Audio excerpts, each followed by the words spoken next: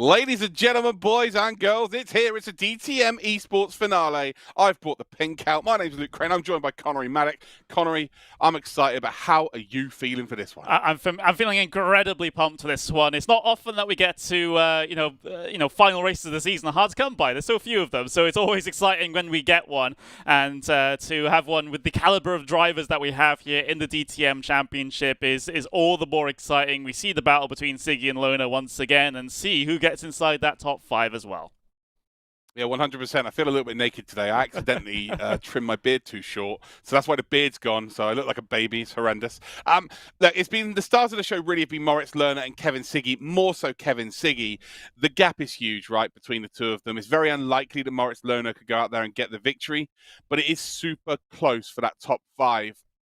That's what it's all about, right? DTM Esports Champion, but then also if you get in the top 5, you will be heading to the Lausitz Ring. There will be a sighting event, and they will choose the best candidate to win the prize, which is the 2023 seat in the DTM Trophy. But let's have a look at today's format then for you this evening. Lots of action taking place here. We've got free practice, which is currently happening right now, and then the stream starts. Well, if you can hear me, you know that's already happened. Qualifying 1 then for race number 1, which is a sprint race, a 15-minute race. No pit stops, nothing like that.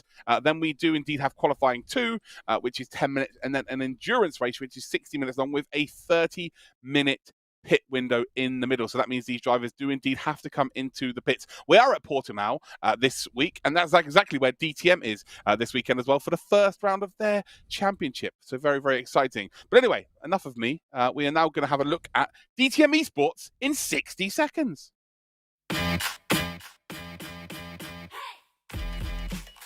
So for the finale, we are heading to Portimão. Oh, baby. What a track.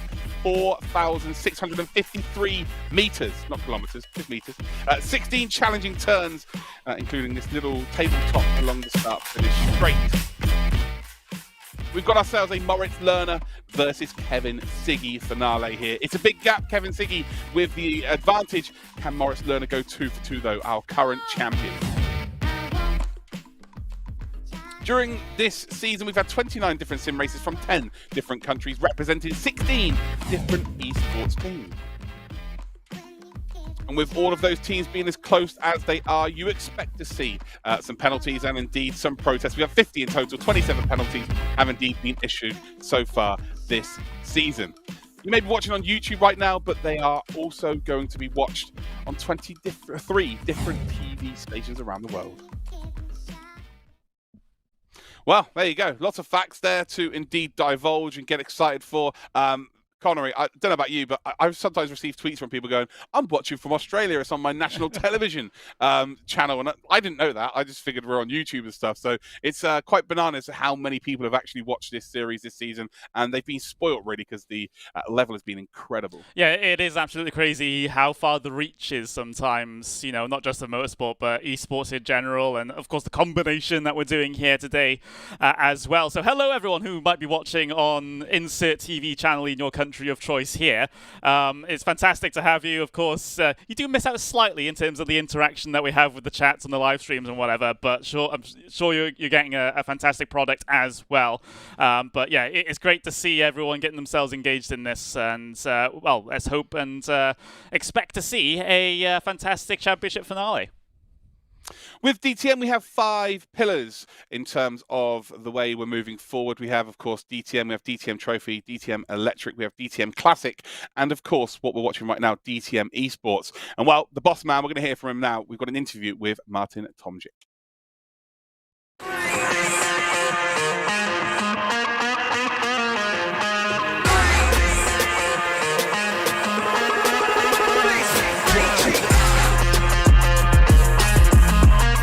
The DTM Esports season 2022 comes to an end, to a very nice end, because actually I followed every single race so far. It was for me great to see tough and hard and fair racing, obviously, and you guys, you are the heroes there. And it's nice now to have the best 5 of you, because the best 5 of you will join our bootcamp for next year's DTM Trophy seat. So fasten your seatbelt, if I can say that, and I'm looking forward for the final race now in Portimão. The DTM Esports series is a very important one for us. Obviously, we are still trying to improve, to make it bigger. Now our next step will be to have a new trailer with a lot of sim rigs at the live event, at the racetracks all around Europe. So obviously we are trying to keep growing, and you guys actually are the main part to support us, because whatever you did so far behind the sim steering wheel was great and helps us just to continue the story of success. Well, the best 5 of you will join the boot camp to get a seat in the DTM Trophy Season 2023. And how close the sim racing is to real racing, I guess the best example is Leonardo, who was driving already last year and even jumped on podiums in the DTM Trophy season.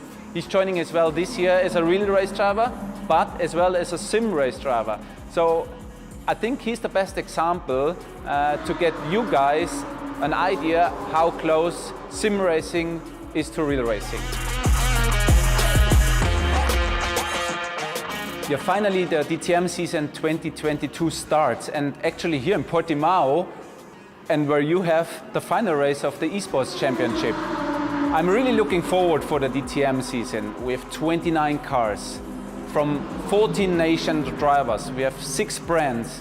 It can't be better. And actually, we already had some tests here in Portimão, and it's just awesome to see 29 cars running down the straights. So if you want to join, please check in live on TV or even come down to Portimão. I'm looking forward for you, and enjoy the race.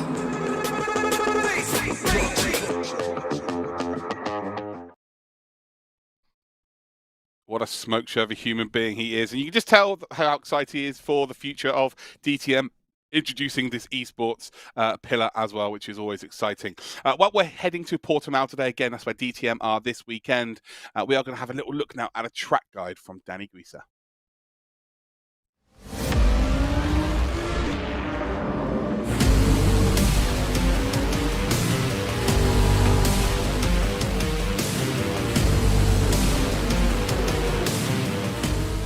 Hello, welcome here to the DTM Esports Championship Final 2022 in Portimão. My name is Danny Grieser. I'm the DNLS champion of 2022 with Mercedes-AMG HRT. And I think we should go ahead and drive a lap around this beautiful roller coasting track in Portugal. So we're approaching the start-finish straight at the last turn, which is really high-speed corner. Lots of understeer when you take too much speed into the corner. And now down the start-finish straight, which is roughly 960 meters long. Portimão is roughly 4.7 kilometers with 16 corners, 9 right-hand sides and 7 left-hand side. Downhill braking to the first turn, 4th gear. Don't take too much speed into the corner, otherwise you're getting track limit issues. And then down to turn 3, hard braking, preparing for the uphill left-hand side, which is actually flat out, but you can't see the exit curb, which is sometimes very, very tricky, especially in rain.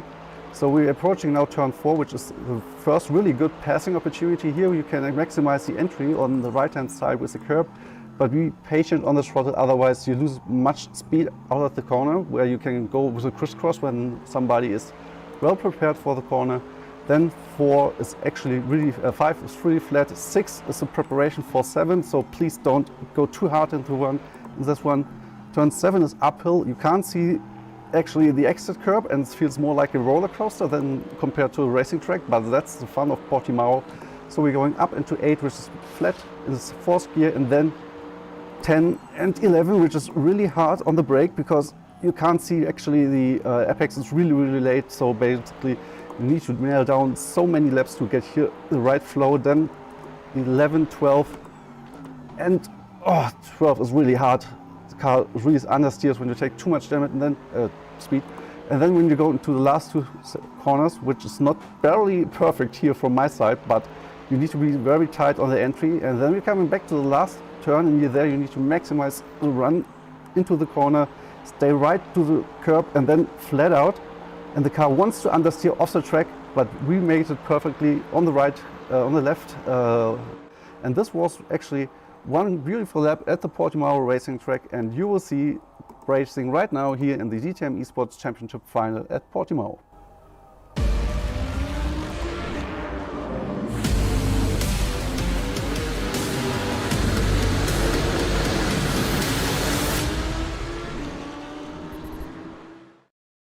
So there we have it. For me, it feels like all the formalities are out of the way now. We're all excited. We're all here for the racing action. Just a couple of bits to go before we get there. Let's check out then the championship standings as it stands, and then we are going to find out exactly how we got to this point. So this is how close it is right now. We've got Kevin Siggy on 380 points then, leading the way by 54 points. So it's going to be tough here. Again, with the DTM Esports allocation here, 40 points for a win. Basically, Moritz needs Kevin Siggy to have a DNF today at a minimum, and then potentially have a terrible second race. So that's what's really going to be needed there for Moritz Lohner to become a two-time DTM Esports champion. But it is a finale. Anything is possible. Then we've got Florian Hassler on 234 points, but he's got a 30-point buffer. Actually, a little bit more than that, hasn't he? He's got about a 43-point buffer over... Oh, sorry, not even that. It's 37. So 37-point buffer over Leonardo Crippler. Crippler is only just behind Otto Vianni. Remember, the top 5 in this championship will indeed advance to the sighting event at the Lausitzring in a few weeks' time. So right now, Leonardo Crippler is the one that is trying to get himself into that top 5. Is Keithley too far away? I think he probably is, unless he gets a couple of race victories. Is Portimão going to be the circuit for the AMG? Who knows? I guess we'll find out very, very shortly. But we have indeed already had ourselves 10 races to get to this point. And let's have a look then at the road to the final.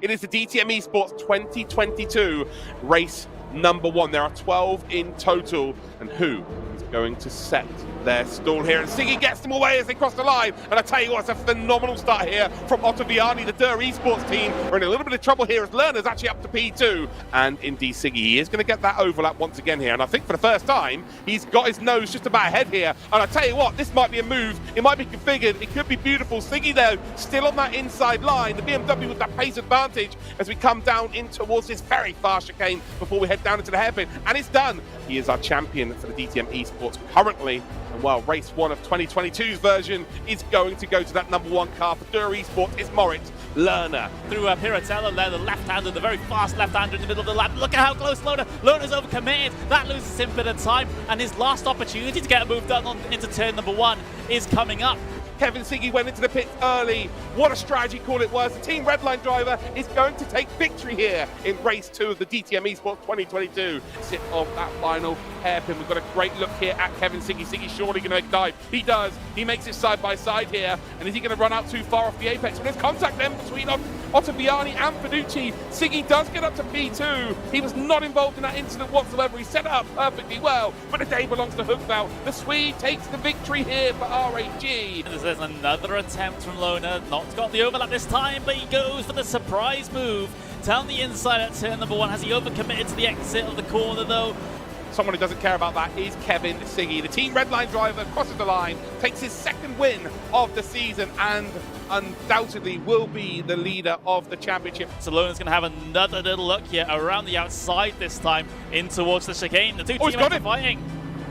Oh, it's brilliant. He's got him around the outside there. That's an unbelievable move in the championship. He's going to finish in P3, but it's all about Moritz Lohner then, the DTM trophy driver, the current DTM Esports champion, back to winning ways here at the Lausitzring for race 1. So strong, especially on the fresher tyres that Siggy has compared to Crippler. Look at him, he's all over the back of him, and he's got a monster of a run coming out of the final corner. The outside line is the favoured line. Oh no! He's actually, oh dear.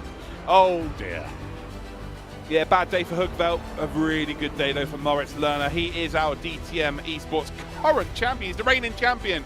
And he had a bad week last time out at the Norris Ring. But today it's a double win for Moritz Lohner. And Siggy then forces him to make the decision round the outside. Can he give us a moment to behold once again? Moritz Lohner has got the overlap here. Oh, he has got the overlap. Curb being used. All of the curb being used. Siggy on the power a little bit earlier. It is going to be Kevin Siggy that will take race 1 here today at Spa. It's fantastic performance from him. Had to make a couple of overtakes to do so. We've got a battle for the lead. Lona then still got that nose up in front. They're door banging their way in towards the chicane here, and you can see using all of the curve on the exit is indeed Kevin Siggy. Moritz Lona though is still holding on that inside line. Round 8 is going to go the way of Kevin Siggy. Absolutely deserves it there. As we then head in towards this double left-hander, he's got to go round the outside once again here if he wants P2. What a recovery this would be. He's going to run out and grip on the outside there. Gets ushered ever so slightly wide, left the perfect amount of room. Look at Florian Hassler, he's making it difficult here. Mistake then from Kevin Siggy, gets too close, runs off circuit through the S's. So the top 5 are as they are. Lerner, Siggy, Hassler, Crippler. And Fiducci continuing to get the lead laps logged as Siggy sticks it down the inside. Another attempt from the Team Redline Ferrari. We will stay on board with this for the entirety of this final lap. There's a nice little battle though between... Oh no, there's a mistake here. Lona's going to be gifted a P2. And the Team Redline driver will win race 10 of the DTM Esports 2022. And surprisingly, Moritz Lona does finish in second. Fiducci is going to be absolutely gutted.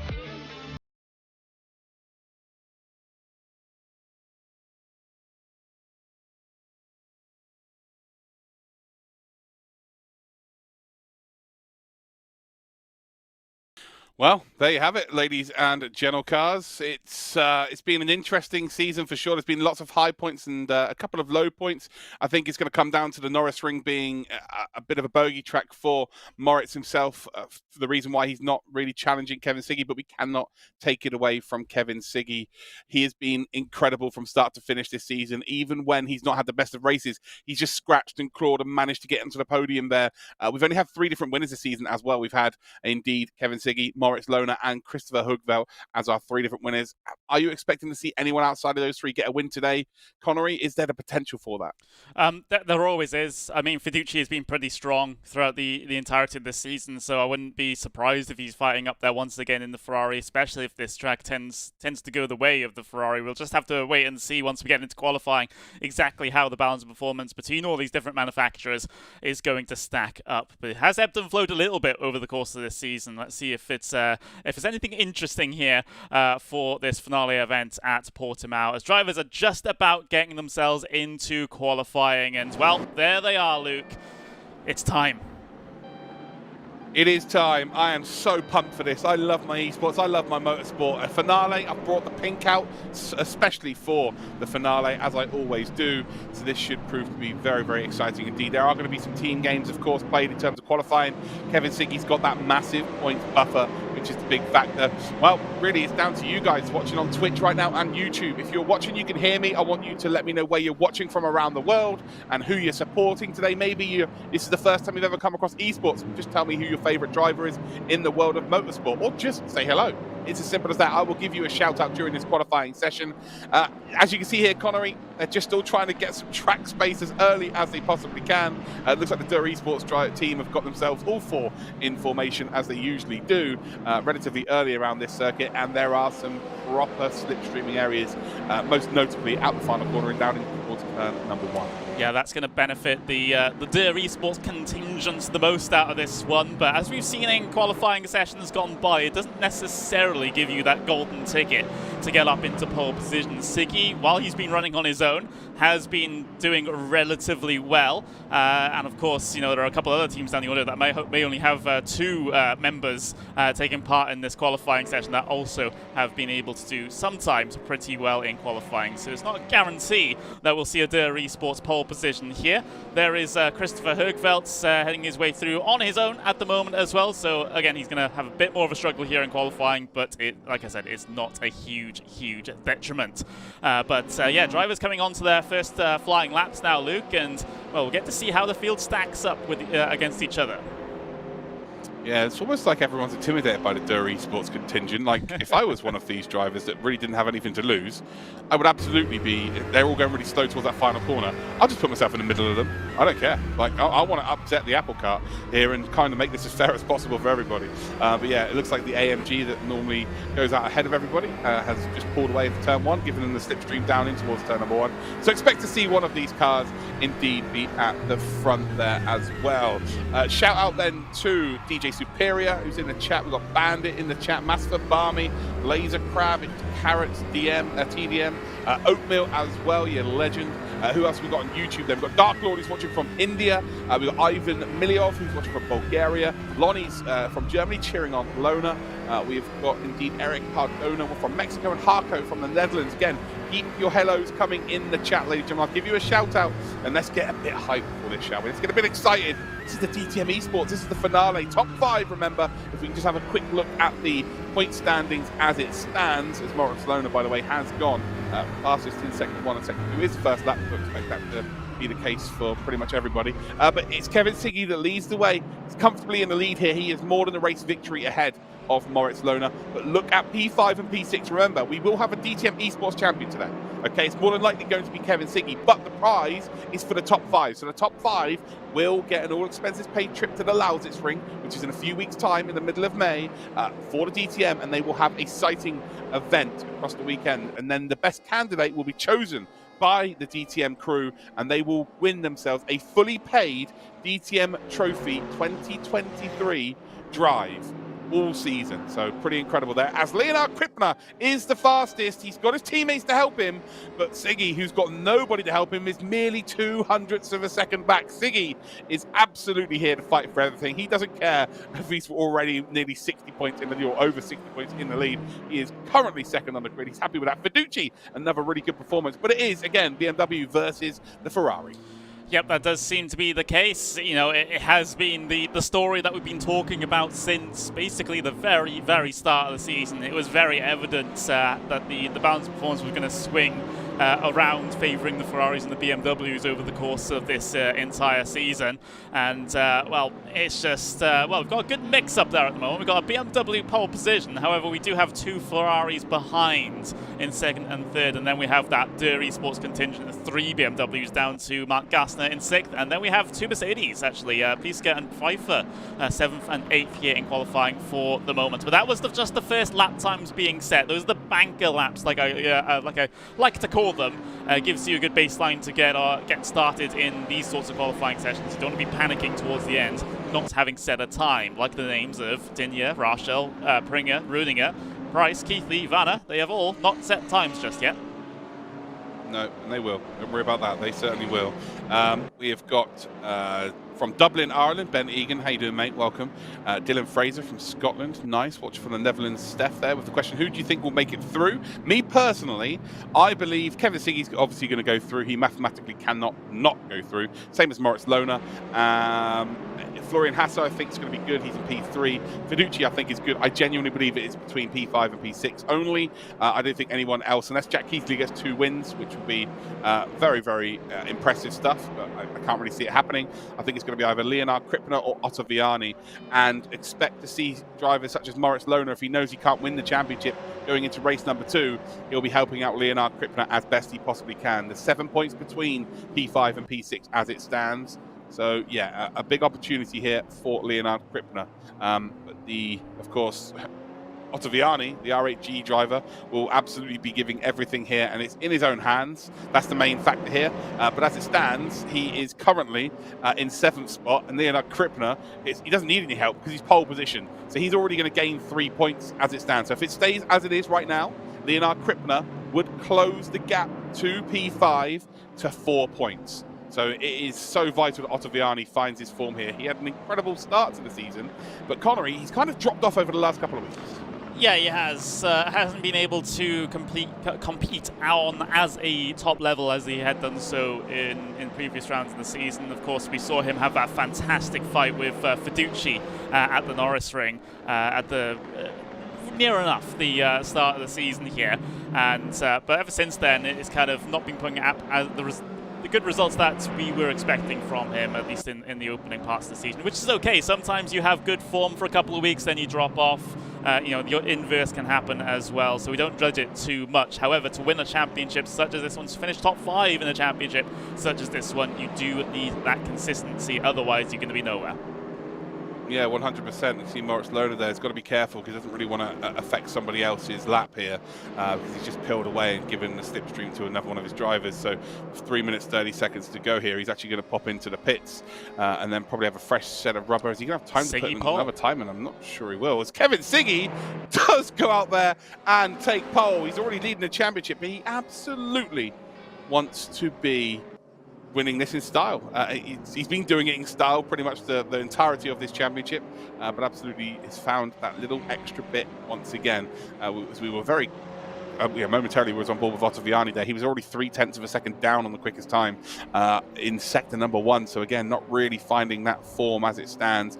Where's Keithley? Is Keithley even racing today? Like, is he in the list? There he is. Well, there he is. He's number 44. He's not got a lap time in. So yeah, really strange to see Keithley under this kind of pressure. He will not get a time. No, he will not get a time in now. So he's done. He's absolutely done here, and he's going to start from the back. And maybe he's got a little challenge with his community or his followers or something to go last to first because he maybe feels like he can't really get into that top 5. But I find that baffling because he can. Like, if he had an amazing day today, which someone of his standard is absolutely capable of, not qualifying just makes very, very a lack of sense really to me. We saw there a couple of Arnage competition cars. I've got to forget that they're even in a race today. You Arnage people out there know exactly what I'm talking about. My shirt. Fiducci in P3 still as it stands, and will start the final attempt here as well. But yeah, it's Kevin Siggy's show. Once again, this championship's been all about him, hasn't it? And ultimately, he's dominating qualifying now because 1.5 tenths in this field is massive. Yeah, it really is. Usually we see gaps a lot higher than that one, inside a 1/10 of a second usually between drivers in this series. So to be able to set a time that's so much faster than everyone else by that margin is certainly very impressive. We're looking at Gianmarco Fiducci at the moment. P3 on the starting grid for race 1 here. Not too bad. A little bit of a handling issue coming off the corner there with the oversteer, but able to gather it all up and continue on with his final lap. But you can see what that little moment has done. He's about, just over 1/10.5 down on Sector 1 alone. Yeah, 100%. If anybody wants to indeed get involved, who's watching on television potentially, because we are talking to people who are watching over on Twitch and indeed on YouTube. If you're watching on television right now and you have Twitter, use the hashtag #WeLoveDTM. And maybe you've got some questions you want answered. Yeah, absolutely get yourself involved in that. I will keep refreshing the Twitter page and we'll have a nice little conversation. Shout out to Sacer as well. Welcome to the broadcast. Again, if you want to just say hello, get involved. Absolutely get yourselves involved here. We always like to shout out everybody who's watching. Steph Kremers has just said apparently Jack Keithley's got a qualifying ban today. So that's why. Information that we didn't get told, Connery. So yeah, luckily we've got someone more in the know than we are in the chat right now, but apparently Keithley did indeed post that onto his Instagram earlier on. So yeah, always worth going out and following these drivers. Starting grid as it stands, is anybody going to improve? They may do, but as it stands then with about 30 seconds to go, Kevin Siggy is on pole position. Leonardo Crippler in second. Needs a big day today. Already would have closed the gap by 2 points then to Otto Vianni, although Otto Vianni has absolutely done what he needed to do. He's in P4. We could legitimately, I'm not going to mention everybody else here, because we could legitimately see Otto Vianni versus Crippler side by side on the track here, battling for that final qualifying position. So again, the championship lead for Kevin Siggy over Moritz Lohner is quite a considerable gap. I'm not going to treat you like you're stupid at home. It's very unlikely that that deficit is going to be overturned there by Moritz Lohner, unless Siggy has a terrible day. But yeah, it really is about Alessandro Otto Vianni and Leonardo Crippler, P5 and P6 in the championship. Oh, it's set up pretty nicely here, Connery. Yeah, I think so too. That was a very welcome surprise there in qualifying.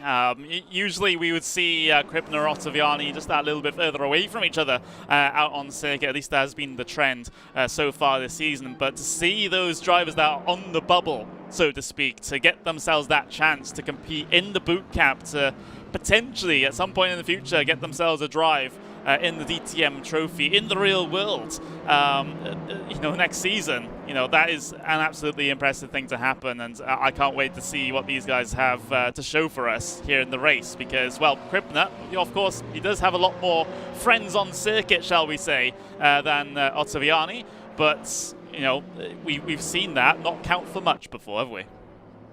Yeah, that is very, very true. And maybe you've just tuned in, ladies and gentlemen, and maybe throw you under the bus here a little bit, Connery. But let's have a road to the final video here while we do indeed have this warm-up, so you guys can see exactly how we got to this point at Portimão.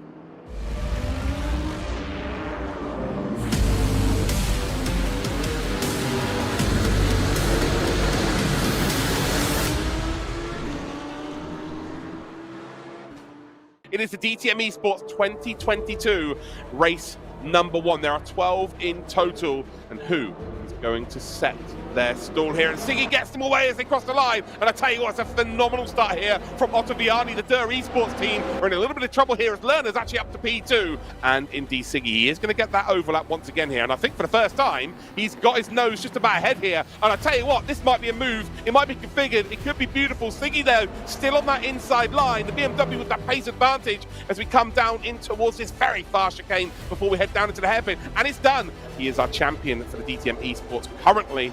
And while race 1 of 2022's version is going to go to that number 1 car for DTM Esports, it's Moritz Lerner. Through Piratella there, the left-hander, the very fast left-hander in the middle of the lap. Look at how close Lerner's overcommitted. That loses him a bit of time, and his last opportunity to get a move done into turn number 1 is coming up.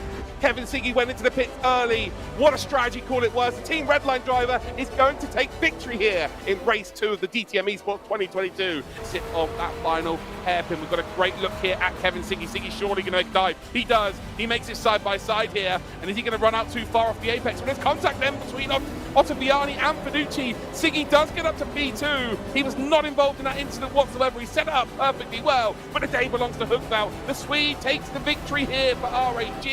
There's another attempt from Lona. Not got the overlap this time, but he goes for the surprise move down the inside at turn number 1. Has he overcommitted to the exit of the corner though? Someone who doesn't care about that is Kevin Siggy. The Team Redline driver crosses the line, takes his 2nd win of the season, and undoubtedly will be the leader of the championship. So Lona's going to have another little look here around the outside this time in towards the chicane. The two teams are fighting. Oh, it's brilliant. He's got him around the outside there. That's an unbelievable move in the championship. He's going to finish in P3, but it's all about Moritz Lerner then, the DTM trophy driver, the current DTM Esports champion, back to winning ways here at the Lausitz Ring for race 1. So strong, especially on the fresher tyres that Siggy has compared to Crippler. Look at him, he's all over the back of him, and he's got a monster of a run coming out of the final corner. The outside line is the favoured line. Oh no! He's actually, oh dear. Oh dear.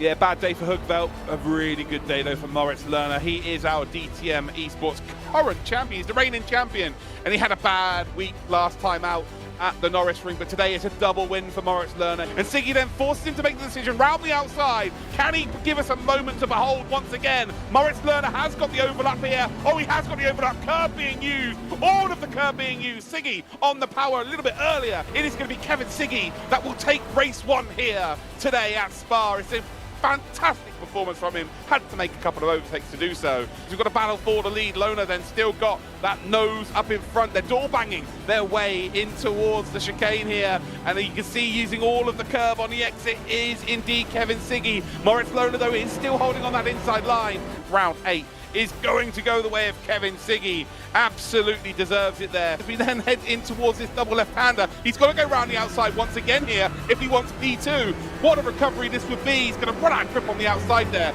Gets ushered ever so slightly wide. Left a perfect amount of room. Look at Florian Hassler. He's making it difficult here. Mistake then from Kevin Siggy. Gets too close. Runs off circuit through the S's. So the top 5 are as they are. Lerner, Siggy, Hassler, Crippler. And Fiducci continuing to get the lead laps logged as Siggy sticks it down the inside. Another attempt from the Team Redline Ferrari. We will stay on board with this for the entirety of this final lap. There's a nice little battle though between... Oh no, there's a mistake here. Lona's going to be gifted a P2. And the Team Redline driver will win race 10 of the DTM Esports 2022. And surprisingly, Moritz Lerner does finish in 2nd. Fiducci is going to be absolutely gutted.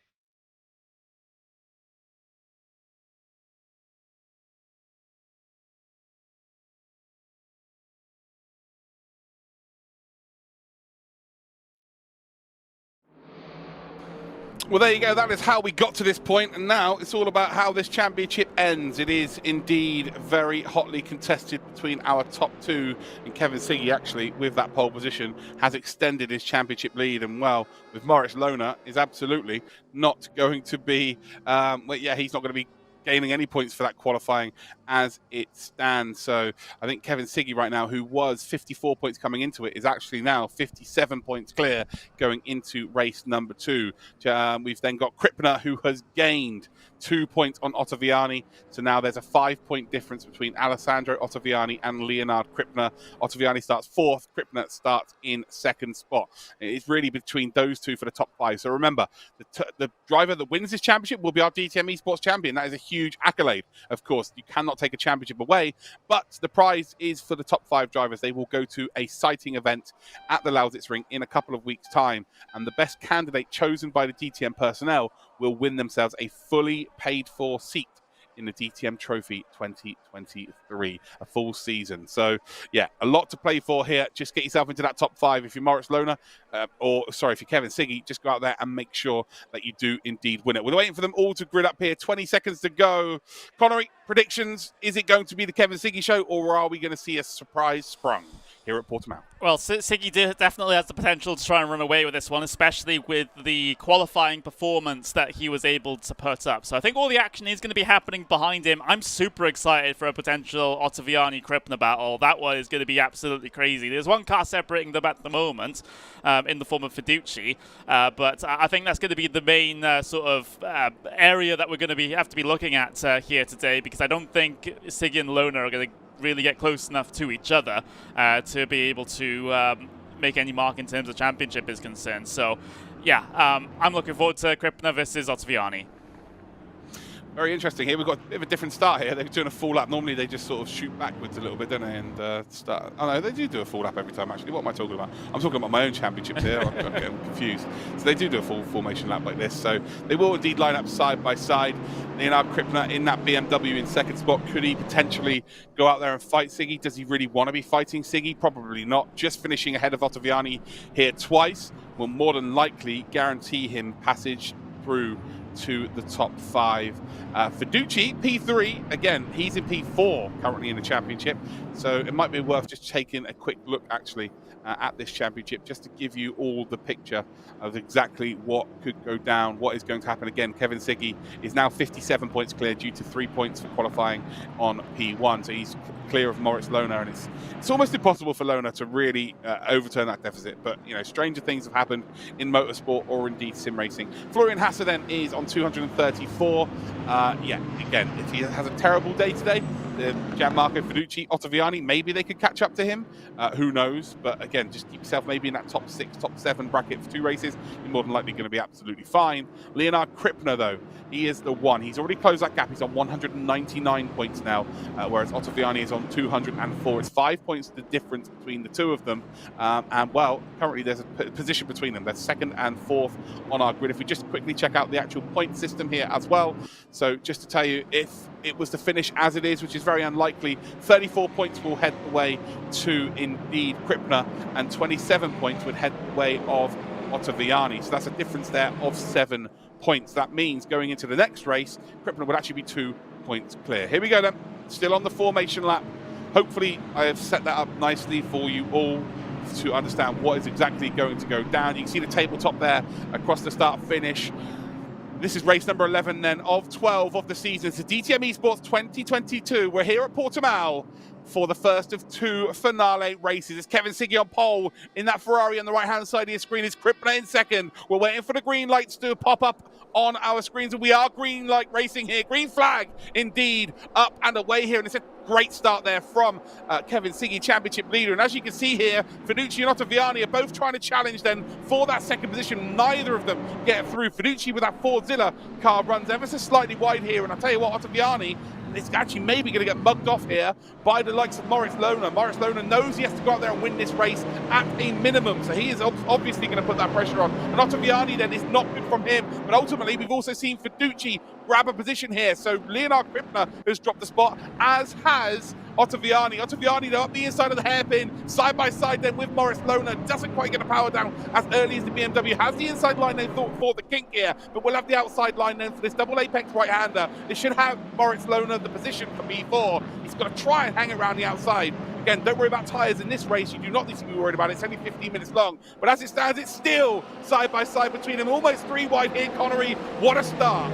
This battle is crazy between Otto Vianni and, well, Moritz Lohner. Lohner keeping himself ahead. For now, there's someone off in the background. Vermeulen's out into the gravel. Doesn't take any casualties with him in that case, so everyone's still clean and running through. But it does mean that Moritz Lohner able to secure himself ahead of Otto Vianni. Crippler's behind Otto Vianni. Sorry, Crippler's behind Otto Vianni here. So this is perfect for him. What's happened here? How did he drop down? But right now, Leonardo Crippler, then it was 2 positions ahead and needs to finish ahead of Otto Vianni, is now behind him. So it's all in Otto Vianni's hands here in race number 1. It's a terrible race start here on lap 1 here for Leonardo Crippler, currently 6th in the championship, had indeed made the gap to 5 points between him and Otto Vianni. But as we cross the line for lap number 1, it's Siggy, Fiducci, the 2 Ferraris off into the distance. Fiducci looks absolutely rapid right now. Lohner is up to P3. Oh, contact between Crippler and Otto Vianni. Oh, that is not ideal here at all. Crippler, I think, is going to allow him the position. Oh, the rejoin's horrendous here. The 2, oh, it's going to be here again. 3 bits of contact in a row between the 2 drivers. Otto Vianni is indeed going to continue, but you dissect that there, Connery. We will not see a replay, unfortunately, of that, but that was, well, horrendous on all parts. Yeah, absolutely. Otto Vianni, of course, contact from behind, coming down into the corner. But the rejoin, like you said, I'm famous for calling them out, I suppose, here, Luke. That was one of the worst ones that I've seen. Swinging back onto circuit, completely clattering. I think it was Florian Hassler, sending him into a spin, and he was only going on one trajectory up across the curb there, straight back into traffic and causing a whole bunch of carnage. Nothing that Hassler could have done about that. That was all Otto Vianni with the awful rejoin on the circuit. The reason why he was put in that position, yes, that wasn't his fault from the contact from behind, but you can control your own car when it comes back onto circuit when you're not in a slide or backwards. Yeah, 100% there again. It's a tough split-second decision you've got to make. But if he doesn't rejoin silly there, doesn't create any contact, he's not going to gain any penalties for a fact, because he's not done anything wrong. And more than likely, Leonardo Crippler would be in a little bit of trouble. Hold on, has Crippler managed to stay P6? Hold on, yeah. How was that worked out here? So who was he? Was that not even Crippler that was involved the whole time there then? It was. Have I got this completely wrong? It was Crippler getting into the back of Otto Vianni, but Otto Vianni came back onto track into Hassler. Right, okay, yeah. Now it makes sense. Hassler's P20 now. Right, okay, so I thought that Leonardo Crippler had dropped all the way down there. I think they're both going to be in for a penalty, to be completely honest there. Realistically, Otto Vianni probably should have made a decision to not rejoin, well, sillily. I know he's going to get funny like that. He will post in one of the chats because he likes to watch these back and stuff, and he'll be like, oh, they've called me out again. It wasn't very good, mate. I hate to break it to you. But on the flip side, yeah, so he should have just rejoined. Look, take your medicine. You know you're going to be behind Crippler, but Crippler would more than likely receive a penalty himself for putting Otto Vianni in that position. I guess it's tough to make those split-second decisions, you know, with the amount of time you've got available. Keith Lee, by the way, with that qualifying ban, up to P19, P18 is battling in the background there with Wanner as well. Nice to see those two both going at it here. Again, see Keith Lee with that cheesy grin on himself. But yeah, right now, it's in Crippler's hands. We're not going to find out about penalties and stuff. Well, I guess we will find out about penalties during this, but as it stands, Crippler is ahead. He's got it. He's going to indeed close the gap. Again, looking at the points here, P5 gets 24, P6 gets 22. So let's just, hypothetically, sorry, it was P6 and P7, 22 and 20. So hypothetically, as it stands right now, it will be a 2-point race in the final race of the season between the two of them. So there'll be 2 points separating Otto Vianni and Leonardo Crippler going into the final race. So Otto Vianni would still hold the advantage. Yeah, he would. Of course, race control, they will be updating a little spreadsheet that we've been given so that we can sort of keep track of the points as these races go on. They haven't put in any updates to the sprint race just yet, but we do expect to see that perhaps in a handful of minutes' time, just to give us a little bit of a better picture as to what's going on in terms of those points, even with all the incidents that we've seen in this race so far. Of course, that does not include any potential penalties that might happen, I'll have to add, and so that's pre-warning you of the point situation there. But yeah, for right now, well, it's undoubtable that Kevin Siggy still leads the championship by an even wider margin than he did coming into this one. It's all about who finishes inside that top 5, though. That's the main concern today. Yeah, 100%. And Fiducci, he is not going to attack Siggy. I would very much doubt. It's kind of, he doesn't need to. The only thing that really could mess up his day here is if he gets involved in something where he doesn't need to, and he ends up facing the wrong way and loses a load of positions here. So just keep yourself in that spot. You're golden. Don't need to be, putting any unneeded pressure on, and then we'll see what allows this ring. It really is as simple as that. And then as for Moritz Lohner, it looks like we're going to see him at the allows this ring for sure, as well as Kevin Siggy. Lohner has to beat Siggy. It's not close enough here. Siggy's got too much pace. Only 9 minutes left to go in this race. Unless Siggy, which we saw at the Norris ring, make a mistake. Oh, she made a little bit of a mistake there, actually. Going in towards the second to last corner, did Kevin Siggy. Looks like Fiduci's not been able to take advantage of that. They've got their Max Pfeiffer, who was, for me, my driver of the day last time round, and he really has hit form at the right time as well. P4. He probably would have been, maybe he's just figured something out, because he wasn't really up and in amongst it at the start of the season. Now, last week and this week, really come to the forefront. So good to see Max still up there in P4. And then we've got the Isaac Price, who always seems to be in amongst it somewhere. He's currently in P5. But then we've got that Crippler Otto Vianni battle. So it might be just, again, worth just keeping an eye on the Otto Vianni Crippler battle. That's the main battle we need to be looking at today, to be honest with you. And yeah, it's a case of Otto Vianni is going to still lead in the terms of the top 5 battle. He will be 5th position in the championship going into the final race, but it's going to be chipped away at, and that sets us up beautifully well for indeed the final race. It really does. It really does. So, do you think the penalties are going to be equal here? Because we're expecting both of them to get a penalty. However, I would say the severity of Otto Vianni's incident was much worse than what Crippler did to Otto Vianni. So, if I had to put my steward's hat on, no one should ever give me such a hat, by the way, because many reasons. But if I am, then I would give a harsher penalty to Otto Vianni than Crippler. So that might then influence how this whole point situation changes later on as well. But then you've got to factor in Otto Vianni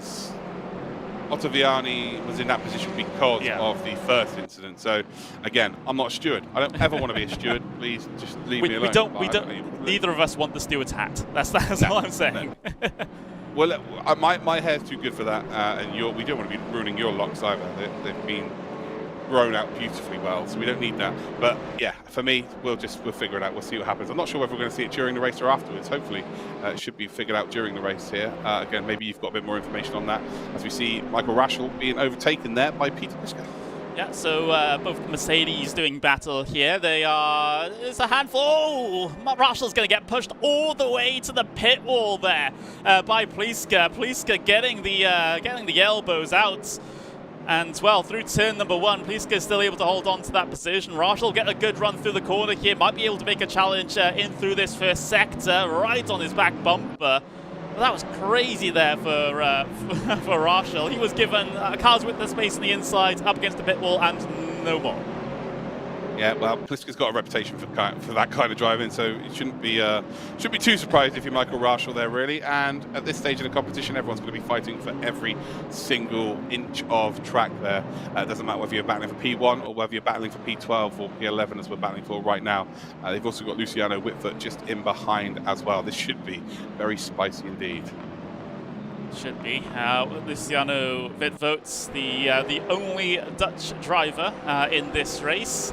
And, well, doing okay out there. P13 is not too bad whatsoever. So that's, that's what I would call a decent result for Luciano Whitvoet. Of course, he's always looking to try and improve positions here down through the order. He has quite a few cars for the taking as well, potentially, as we look back towards the train going off at P3 at the moment, headed up by Moritz Lohner, second place in the championship, then Max Pfeiffer, Isaac Price, then Leonardo Crippler further behind. By the way, though, Otto Vianni has kind of fallen off the back of Crippler a little bit here. You can see there's a definite split in the middle of that train. So Otto Vianni's at risk of losing the slipstream to Crippler here, which is not going to help his situation.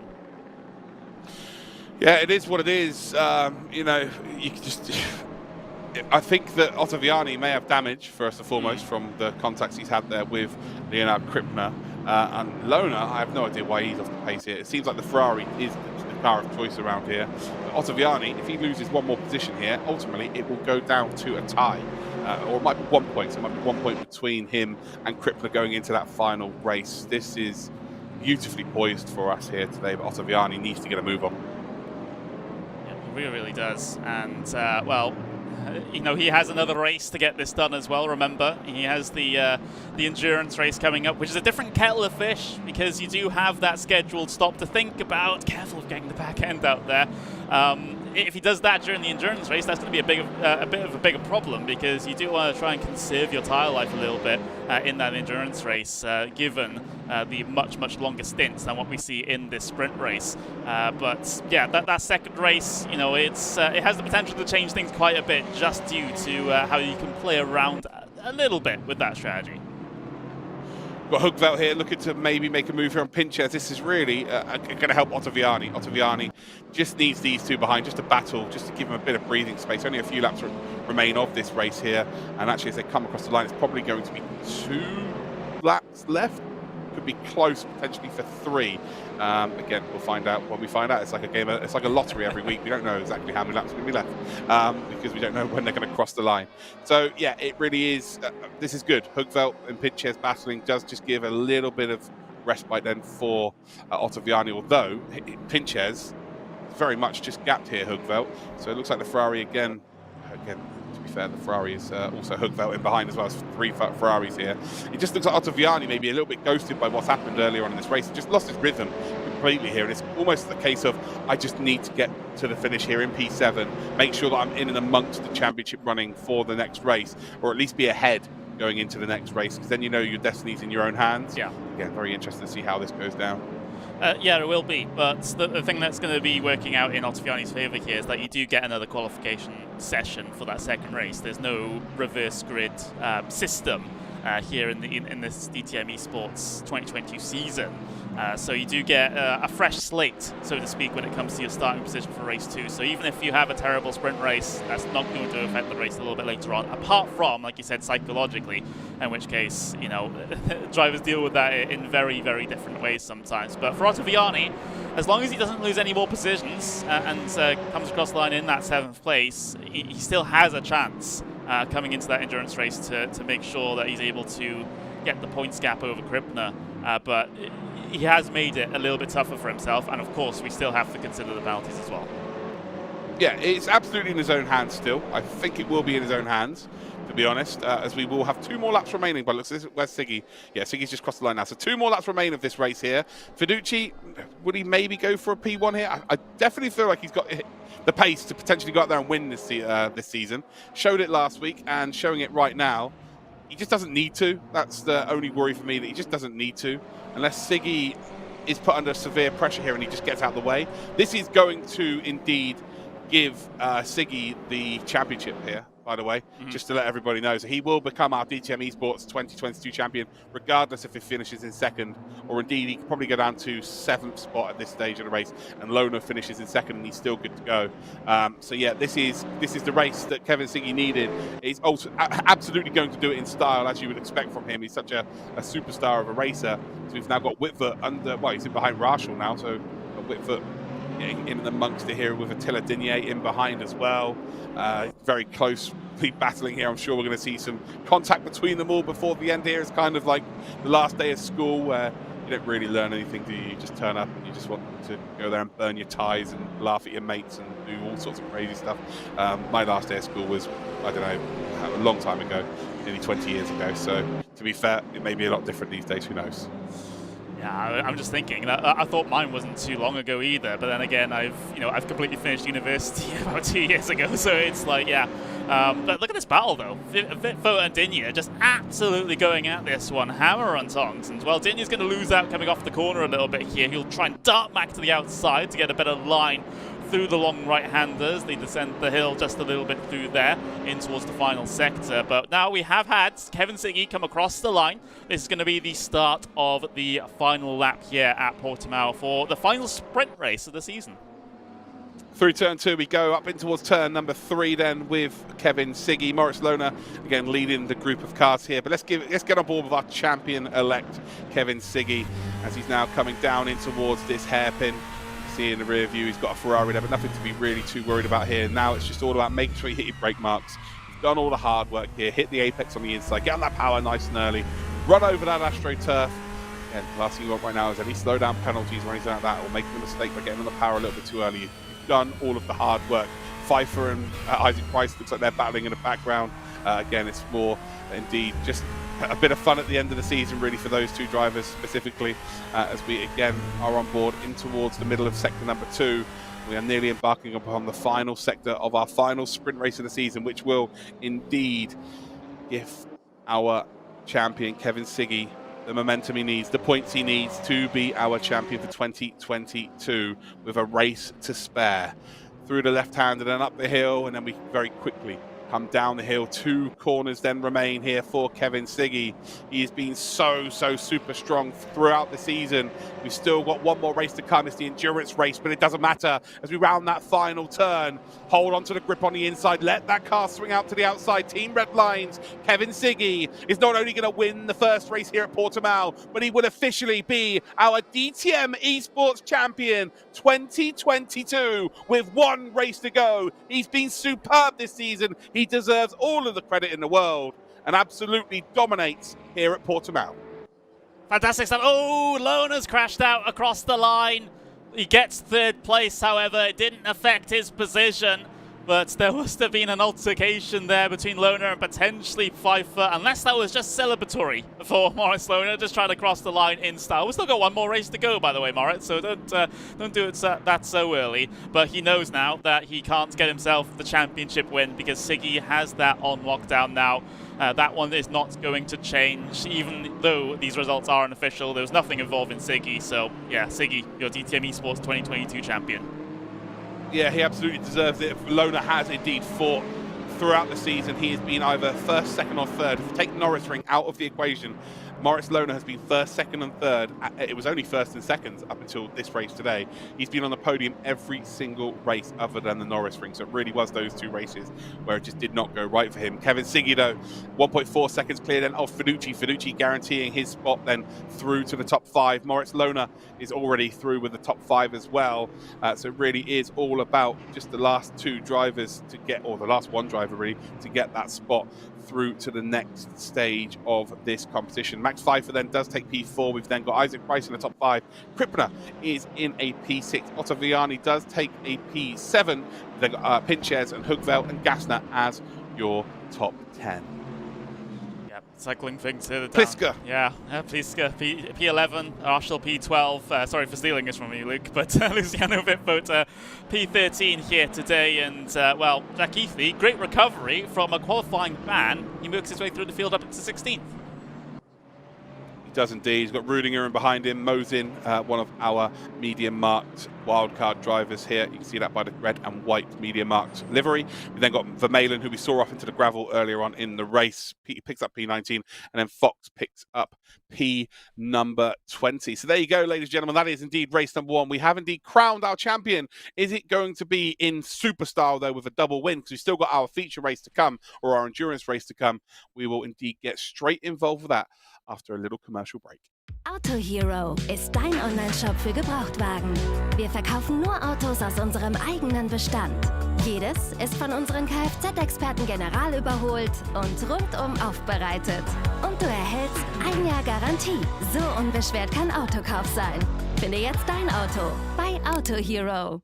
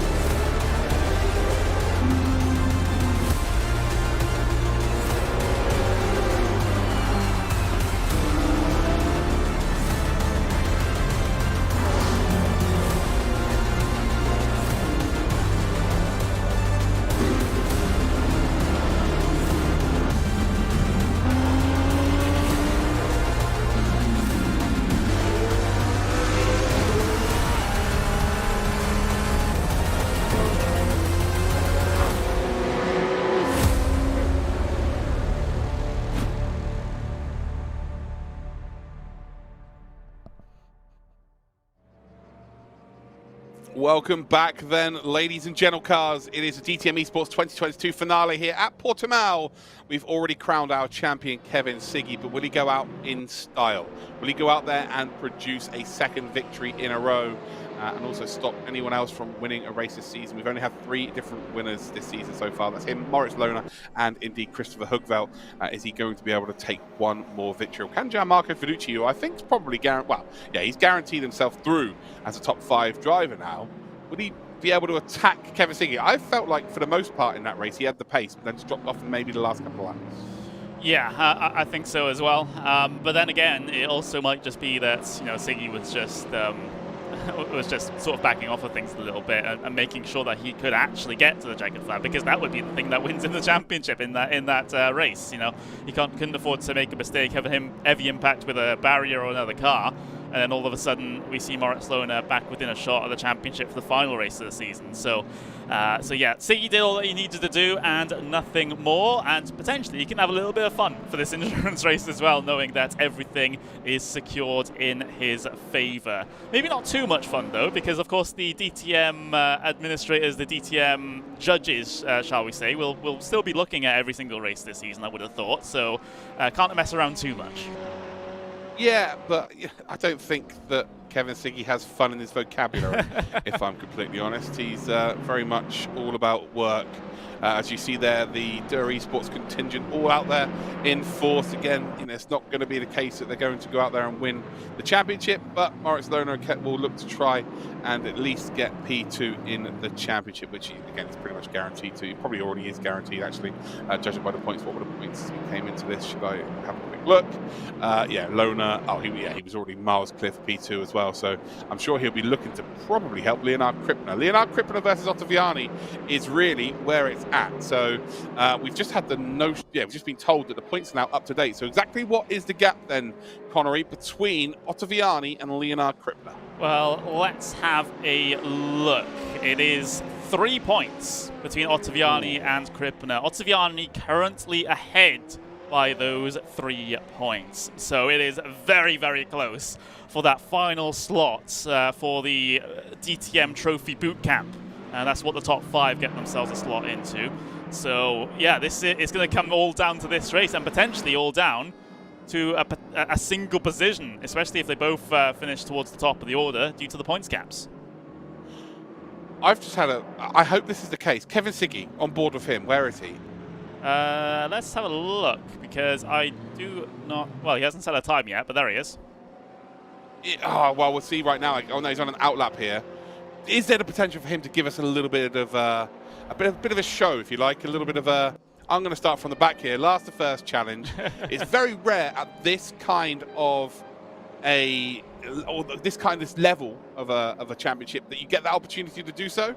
Yeah, I don't think Kevin Siggy's got no fun in his vocabulary. We've already established that. It's a pipe dream, Connery. I got excited. It's not going to happen. Yeah, I'll guess we'll see. But at least in the early stages of qualifying, only 15 drivers actually set themselves a time first time of asking. So that was actually a little bit less than what we saw in qualifying 1. And it is Fiducci to the top of the order, but then Högfeldt is well, I say only 0.2 of a second behind. 0.2 of a second is a country mile here in a series such as this one. You have to recalibrate your perspective a little bit when you talk about some of the top drivers on, well, any racing simulator that you can think of. But Högfeldt, it's been I wouldn't, completely write off this season for Högfeldt. He's had a good run of it. However, again, it's just all about the consistency in terms of results that sort of hurt him a little bit. Yeah, and I think maybe the level's just a little bit above where he's at right now. He's young, he'll get there. Thing is, I think the level here, the top of the tree in this championship is ridiculous, Connery. If especially on this sim, like these names, I probably would say I'd take Kevin Siggy out of the equation here, as Vanna is still helping the DTM Esports team there. Again, still grinds my gears, makes me pretty upset that that's still happening. But again, Kevin Siggy hasn't had any of that help from any other team, hasn't had any teammates to help him, and he's still gone out there and won, which that puts a smile on my face. To be honest, he absolutely deserves it. But yeah, I just think Högfeldt is just below that top level on race room, like for this grid specifically. I saw what he's just done in the ADAC. Probably best not to mention that, but yeah, I'm not getting involved in that show, to be honest, of what happened there. But yeah, it's just a little bit below. But he's also been a race winner this season, so he's not far off. Yeah, exactly. I mean, it was. Again, it's sort of been a tale of two seasons for Högfeldt in race room esports for 2022. In ADAC, he had, he did have those consistent results in the first part of the season that ended up helping win the championship. Of course, there was a little bit of a dramatic finish after that, which you alluded to there, Luke. But either way, it has been the confirmation that Högfeldt did win that championship. So certainly, on a good day, has the capability to compete up there with the best. It's just, like you said, here in this DTM series, on this starting grid in particular, it's been a bit more of a struggle. We are into the final couple of minutes of qualifying, though. Siggy still provisional pole position. Fiducci does close the gap a little bit to him in terms of lap time. It's just just under 1.5 tenths of a second now between P1 P2. Whereas Moritz Lohner, there he is, coming across the line now. He's on for a personal best, but and yep, does improve at least briefly up into P4, but then Hassler comes and steals the party a little bit and gets him up into third. Yeah, 100%. Well, one thing that really is interesting here is that Leonardo Crippler's P6, and where's Otto Vianni? So Crippler will get another opportunity here. Otto Vianni on his own here in the R8G Esports car will have no help here. Has to be a perfect lap, really. Again, leads Crippler by 3 points in that battle for the top 5. And right now, the difference between P6 and P9 in terms of the points, P6 gets 22, P9 gets 16, so he would lose out by 3 points as it stands. So neither are getting any bonus points for qualifying. So it really does come down to this final lap here, as we've just seen Högfeldt improve. Högfeldt's just improved again. He's actually just displaced Moritz Lohner. Didn't change the position there of Leonardo because Högfeldt was already in 5. But as it stands, the front 5, 3/10 of a second between them. I'm hoping to see a bit of a better race in race number 1, if I'm honest. It becomes dispersed really, really quickly because of poor driving standards, if I'm going to be completely honest. Split the field up, really. So I'm hoping everyone's on best behaviour. We always sort of think that the first race is going to be the crazy race, and it never tends to be. So I hope that doesn't mean that this race is going to be even more crazy, just going off of historically in this championship. I want it to be nice and clean, everyone stays nice and close, and hopefully we have a nice battle on our hands. I mean, it's hard to say. For some drivers, the pressure might be off a little bit. Definitely if you're Kevin Siggy, because you can DNF from this race and it still won't matter with regards to championship. However, there are some drivers like Otto Vianni, like Crippler, that are going to be fighting for the entire hour that this endurance race has to run to try and get themselves a slot in that boot camp for the DTM Trophy Drive next season. So we got ourselves our qualifying results showed a little early here with Kevin Siggy up into pole position, but we'll get to see whether Otto Vianni can improve his time. He did do a personal best through Sector 2. It wasn't a great Sector 1, however, so we'll wait and see what happens with him coming up across the line. P number 9 for now. He would like a few more positions further up the starting grid. Across the line he comes. Does he improve? He does. Oh, does. Oh, right behind him. Right behind him. So Crippler is, 3 points behind Otto Vianni, but starts 1 position ahead of him as it stands. Again, showing you the actual, or telling you what the points mean this season. Actually, yeah, show the points on screen here, Connery. So Otto Vianni and Crippler, it's between those two for top 5 in this championship. Remember, the top 5 will go to the sighting event at the Lausitz Ring in the middle of May at the DTM event here. So as it stands, P6 and P7, it is 22 points. It'll be between the two of them. Sorry, can you show me the points breakdown? My bad. Yeah, those are the old points. There we go. There's the points breakdown. Right now, if it was to finish as it starts, again, we probably know that won't happen, but just to give you a perspective as to how this is going to go down, Crippler would gain 22 points, and it would be Otto Vianni that gains 20. Otto Vianni would still be 1 point ahead at the end of the day. It is that close, ladies and gentlemen. It is between Otto Vianni, it is between Leonardo Crippler to qualify for our sighting event and potentially gain themselves a drive in the DTM Trophy 2023. It is so close here, Connery. This is perfect. Set up perfect. Yeah, it is. And, well, in terms of the points coming out of that previous race, we also have Florian Hassler, who's a handful of points more points ahead, and he's pretty secure with the 3rd place starting position here today as well. Fiduci's a little bit further up as well. Let's see.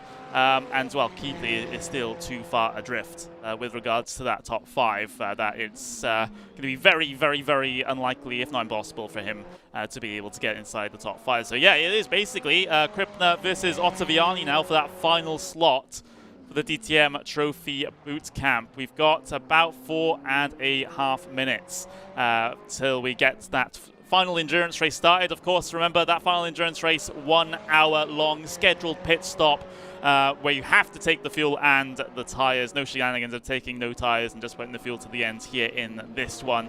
It has to be a full pit stop service, and I can't wait for it. Yeah, absolutely. So we are going to focus on Leonardo Crippler and Otto Vianni, of course, for the most part of this race. We will try and get as many battles on screen as possible, but that is the story we need to tell here. The front 4 pretty much guaranteed to go through as it stands. Fiduci, Hassler, Lona, and indeed Siggy. Those 4 are going to be the top 4 in this championship. Who is going to get top 5? So remember, we've got DTM Esports Champion. Kevin Siggy's done that. He's sewn that up. Lovely old job from him. But it's all about the 5 drivers that will go to this sighting event and will then be judged, and whoever is the best candidate from those 5 will receive that prize of a DTM Trophy 2023 drive. We've got ourselves 3 minutes 30 seconds on the clock, ladies and gentlemen. Let me know where you're watching from around the world. If you're on YouTube, if you're on Twitch right now, get yourselves involved in the chat. I'll give you a shout out. I promise you I'll give you a shout out. And also, if you want to get involved on Twitter, if you're watching on television right now, hashtag we love DTM. Hashtag we love DTM on Twitter, and I will indeed try my best to refresh and keep up to date with anyone that posts on there and says hello. So yeah, that's the ways of getting in contact with the stream today. Connery, it is so perfectly poised. If they were to finish as they finish, or as they start this race, it'll be 1 point between them. Otto Vianni would hold on by the skin of his teeth. There's going to be some twists and turns here, but I've asked you who's going to win races. I'm going to ask you a simple question. Who is going to get that P5 spot? Will it be Crippler or will it be Otto Vianni? I think the advantage goes to Crippler at the moment. Even though he is behind in terms of points coming into this one, he has something that's that Otto Vianni doesn't, and that is other team cars. He can work together with his Dirt Esports teammates to try and put as many of those between himself and Otto Vianni as is physically possible, and he can use his teammates to cause a little bit of carnage. All within the rules, of course. We're not expecting anyone to deliberately wreck anyone out or anything like that. But that is really going to work in Crippler's favor here, and it's going to be a bit of a struggle for Otto Vianni to keep himself out of the way of all of that. However, we saw this in a different series. Even with all the Dirt Esports teammates working together, sometimes they still can't get it done. So it's still a big unknown, but I have to say Crippler for this instance. Yeah, I agree with you on that, mate. I really do agree with you on that one. I will say this, it's in Otto Vianni's hands. So, for me, yes, the DTM Esports cars, if it comes to the last couple of minutes and they've got one car like Leonardo ahead or Hassler ahead of Crippler, of course they could drop and give the position to Crippler. That's if Crippler is ahead of Otto Vianni. So Otto Vianni is in his own hands here. For me, he has to go out there and make the overtake. He has to get ahead of Crippler. Because right now, yeah, of course, by the way the points are, he's fine. He's going to be 1 point clear. He cannot leave it to chance like that. He has to be ahead just so that he takes that one factor away from DTM Esports. He takes that opportunity of dropping a position to give Crippler an extra few points because he's ultimately ahead. He will gain more than Crippler. It's going to be fascinating here. And again, you said it, you know, the DTM Esports team, they've got it nailed in terms of how to work together. But it's another championship where they, again, haven't got it done, have they? Kevin Siggy has been their kryptonite. Christopher Hugveld has been their kryptonite on Race Room.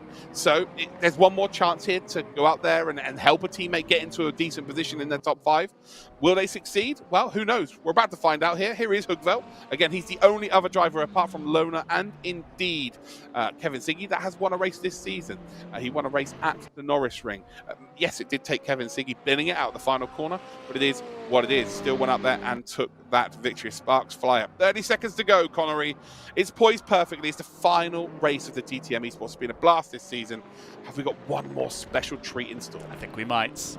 Remember, though, as well, Hugveld, he is part of RHG Esports now, as his livery says. He does need to update his team name in Race Room, I will say that. But either way, he's one that could potentially give a little bit of assistance to Otto Vianni if he can get a little bit further up through the field in this final race of the season. Time has expired here in the warm-up. Crippler giving us a little bit of a show with the drift and the donut there coming through the right-hander, but Game Face is on now. Hold on. That's a really good point there, because there's a pit stop in this. Could it be, even if he's behind, could someone like Hugveld potentially stay out a lot longer than the other teams and potentially do some slower lap times because the tyres just aren't really there? You know, there's actually a lot of factors in this that I didn't think of. Of course, with DTM Esports, they've got 763 cars to try and do that. So, yeah, it's still advantaged them. But RHG, they're relatively new in terms of the sim racing world, and they've instantly etched their name as to one of the very best out there. Is this one more opportunity for them to showcase that as well? The team side of this. So, for instance, ironically, this is a solo championship, but we are talking about teams helping each other out when it comes to this final race. One driver who doesn't care about that, Kevin Siggy, DTM Esports 2022 champion. He is absolutely in dreamland right now. He will start pole position once again. They've got Fiducci in second spot. That's how they finished in race number 1. We don't really need to be too worried about the front drivers. We will indeed, of course, see them battling out for position, but it does become all about P6 and P7 on the grid for P5 in the championship. One formation lap to go here, Connery. Have you got any predictions here?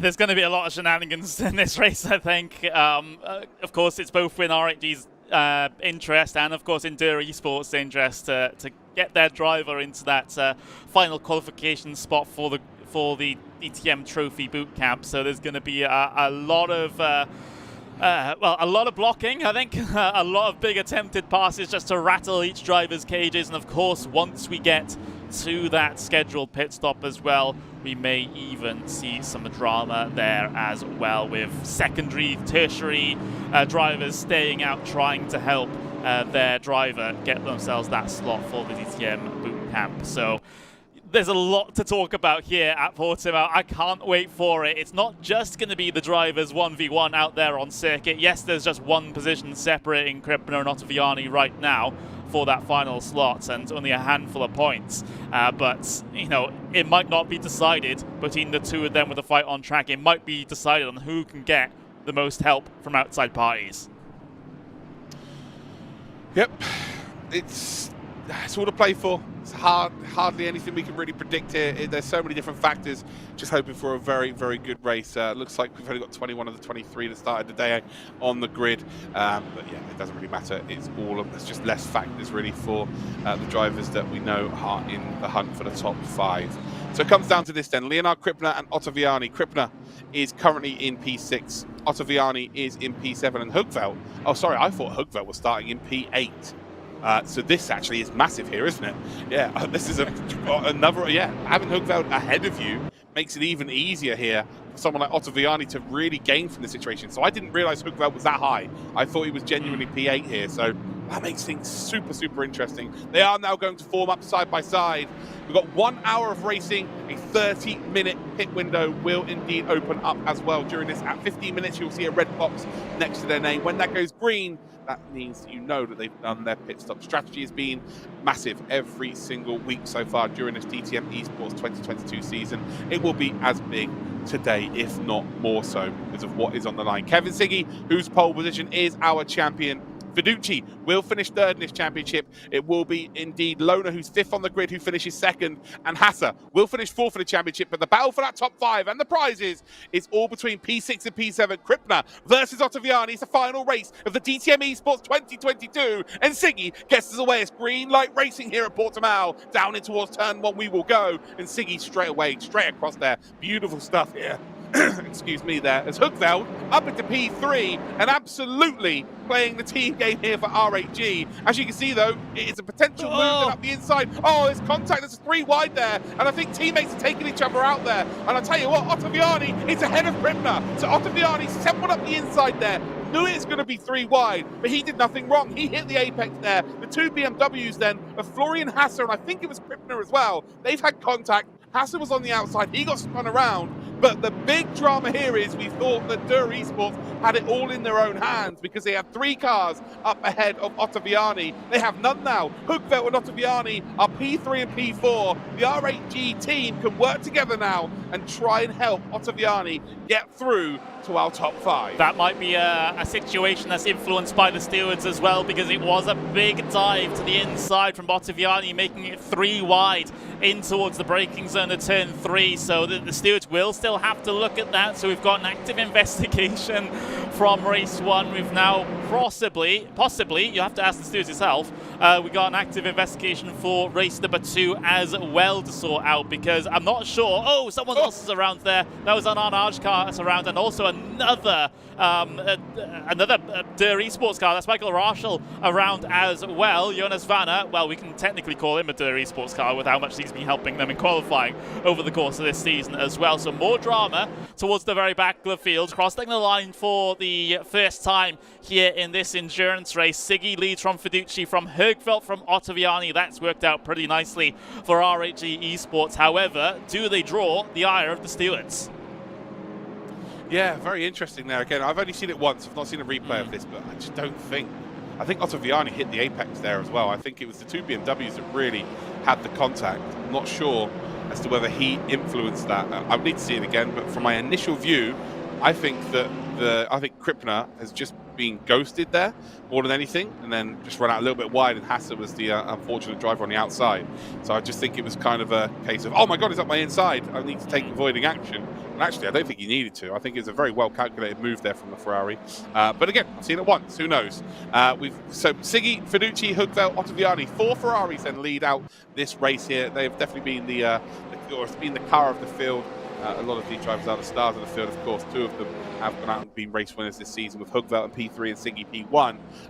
What about Moritz Lona then? P8, then not a good starter for him at all, really. He's down in P8 again. He was never able to. Never going to be winning the championship now. It's impossible for him to do so, but it would have been nice for him to go out there with a bang and potentially get that P1. Already driving in the DTM Trophy, to be fair, so he's got nothing to be too worried about. He's already in the DTM Trophy season. He's in for his 2nd season in a row for FK Performance Motorsport. Shout out to Flo as well. Welcome to the stream. Hopefully you're all well. But as we head towards the end of lap number 2, it is again same as race number 1. Siggy versus Fiducci. Fiducci maybe a little bit further back than he was at this stage of race number 1. Hugveld in P3. Can he spring a surprise here? Can he? Imagine he goes out and wins this race and all of the things I was saying about him earlier on. Again, I meant it in the nicest way possible. I said there's a lot of room for improvement for him, but he might go out there and win this race and really prove me wrong. Yeah, it could do. I mean, it's not outside the realms of possibility whatsoever. Remember, we have just under 57 minutes of this race to run just yet, so still a lot of stories to be told. Having a look at our lovely stream chats here, Steph Kramers thinks that dive from Otto Vianni is too much. He pushed Crippler into Hassler. So that's the point of view of one of our viewers. Of course, we were only able to get have a look at it once here because we are unable to do replays here, unfortunately. Yeah. But yeah, that's the situation. Of course, the stewards will have many more angles of that once they get the hold of the replay file and look at it after the race as well.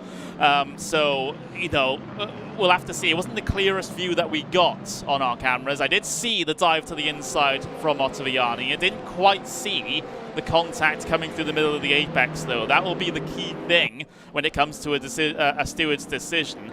I will say this, though. Otto Vianni needs to run this race now like he's got a penalty. Not just from race 1, but from potentially race 2 as well. So that means he needs to get as much time between himself and Crippler as is possible to absorb a potential 3 or even 5 second penalty. Yeah, he's 100% going to be expecting Hugveld to get out of the way, but I think he's actually got the pace to make this overtake anyway. He seems to have closed up relatively nicely. I will go on the person you were talking about in the chat as well, Steph. Seems like he's very much a fan of DTM Esports as well, so maybe some rose-tinted glasses on from the initial there. From what we saw there, it didn't look too crazy, really, from Otto Vianni. Again, stewards will decide there, but yeah, everyone's going to support their favourite team. I think Hugveld's making it easy now. He's done it. Okay, so here we go. R8G are absolutely playing a team game. If you wanted any proof, you've just seen it there. So Hugveld now, I guess, backs up the pack, does he? He just makes it as hard for the BMW as possible, basically parks it on every apex, and if he can maybe hold them up for 2-3 laps, give him maybe a 5-second advantage here to someone like Otto Vianni, this is huge. Although, I think Otto Vianni would probably prefer Hugveld just to drive as quickly as he possibly can, and maybe just keep that position in between the two of them. Yeah, Hugveld's job now is to do his best, what should we say, Jason Plato impression, if you're familiar with the BTCC. Just park it on every single apex, just to try and keep everyone behind you. That's his task, and that will look at the gap that Otto Vianni's got already. It's 0.6 of a second, extending to 0.7 of a second. So Hugveld has started doing this already. Yeah, he's absolutely trying to make that gap as big as possible here, and I just think the Ferrari is he's probably maybe going to bait Crippler into taking him out as well, or maybe trying to force something. There's just so many things at play here. We've got Vitas in the chat there. Old man Isaac Price getting 3 positions in both races. Yeah, he is an old man. Oh, look at that on the apex there. Wow, okay. What, you think you're going to get a speeding ticket, Hugveld? What's going on here? That was the most obvious break on the apex I think I've ever seen in sim racing. And now you can see he's got a gap there, so yeah, I don't like the way they're doing things, but if we're going to be honest, would do the same in the opposite position? Absolutely. Have we seen it from them? Yes. Have we seen shenanigans from them in qualifying? Yes. So it was to be expected every day of the week and maybe twice on Sunday. Yeah, here's the big attempt around the outside for Crippler. That's a huge run around the outside, off the circuit a little bit, so track limits to be concerned about, but Hugveld still has the inside, still has the position. Contact from behind, Crippler's around. That's it. That's it, done. It doesn't matter about penalties. I think he's done here because it was Isaac Price that caused that. And, well, him and Hugveld battling for position. They both get stuck on the apex there, and Price is kind of a bit of an innocent bystander there. Again, with his age, not being able to react quick enough. That's a joke. Yeah, it really is a case of they both just stopped on the apex effectively, and Price has just tangled ever so slightly in backwards. More free positions for him. Moritz Lohner now in behind in P6 here. I think Price may be in the running for a penalty again if you get hit from behind. It's normally power and fault on the normal road, so racing tends to be the same there as well. So I would imagine it is his fault. But on the flip side, I'm not sure there's much he could have done about that. But the big problem here really for Crippler is that he's now down at P16, and I don't know what kind of penalty Otto Vianni would need now to not be battling for that P5 or be in that P5. He maybe need to be, I don't know, disqualified from the race. He hasn't done anything that crazy to warrant a disqualification from a race here. So Crippler, keep an eye on him. Crippler has to make up positions here, as many as he possibly can, for the end of this race, and he probably needs a little bit of help here from his DTM Esports teammates as well. So Crippler now P15. Florian Hassler's just up ahead. So as soon as if he can creep up to the back of Hassler here, he knows Hassler's going to get out of the way.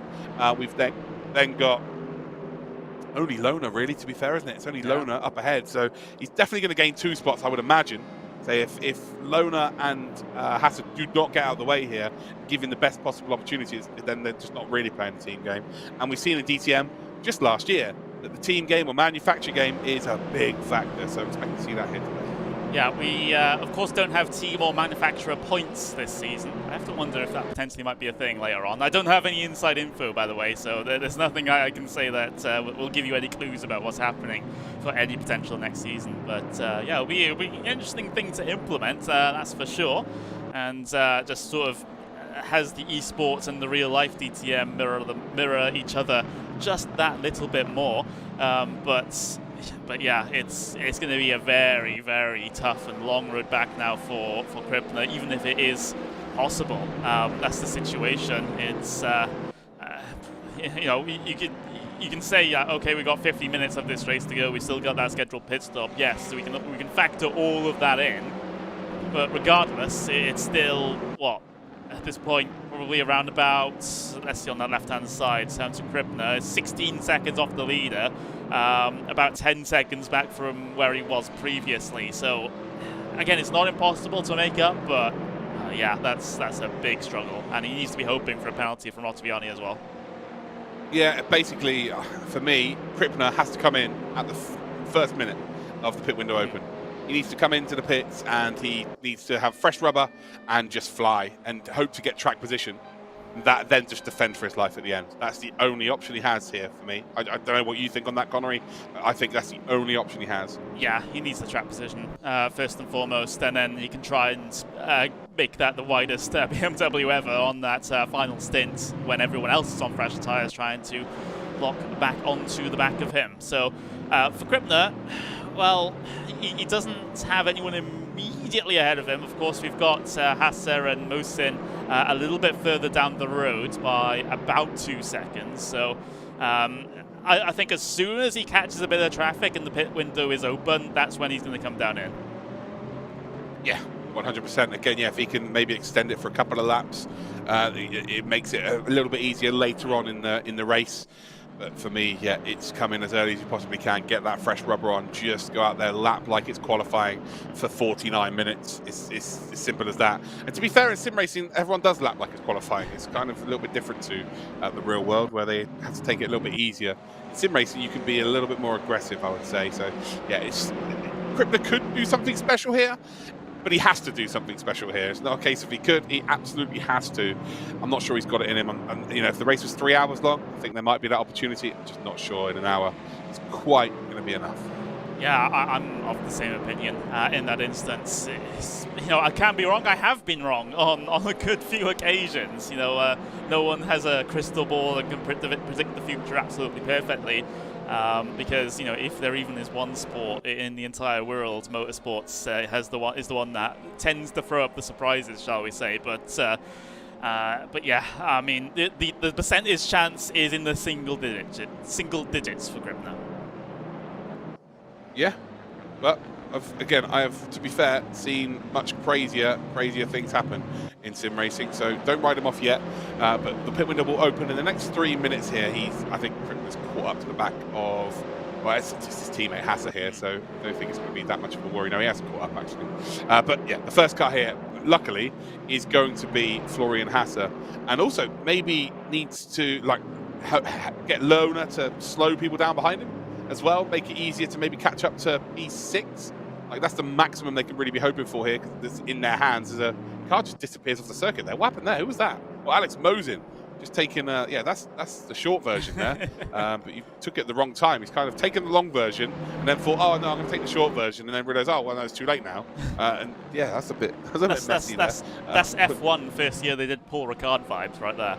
Yeah, that is exactly right there. And well, to be fair, Mosin getting the sponsor of the event, MediaMarkt, onto screen. It's always good, isn't it? Always good to get the sponsors on screen. It's what these motorsport drivers are very good at here. Isaac Price still holding firm then in P5, doing a very, very good job here. Again, all of the jokes and stuff about him being old and all that, ladies and gentlemen. It is all a bit of fun, nothing more, nothing less. I've had a couple of messages where people genuinely said I'm picking on him. I'm not.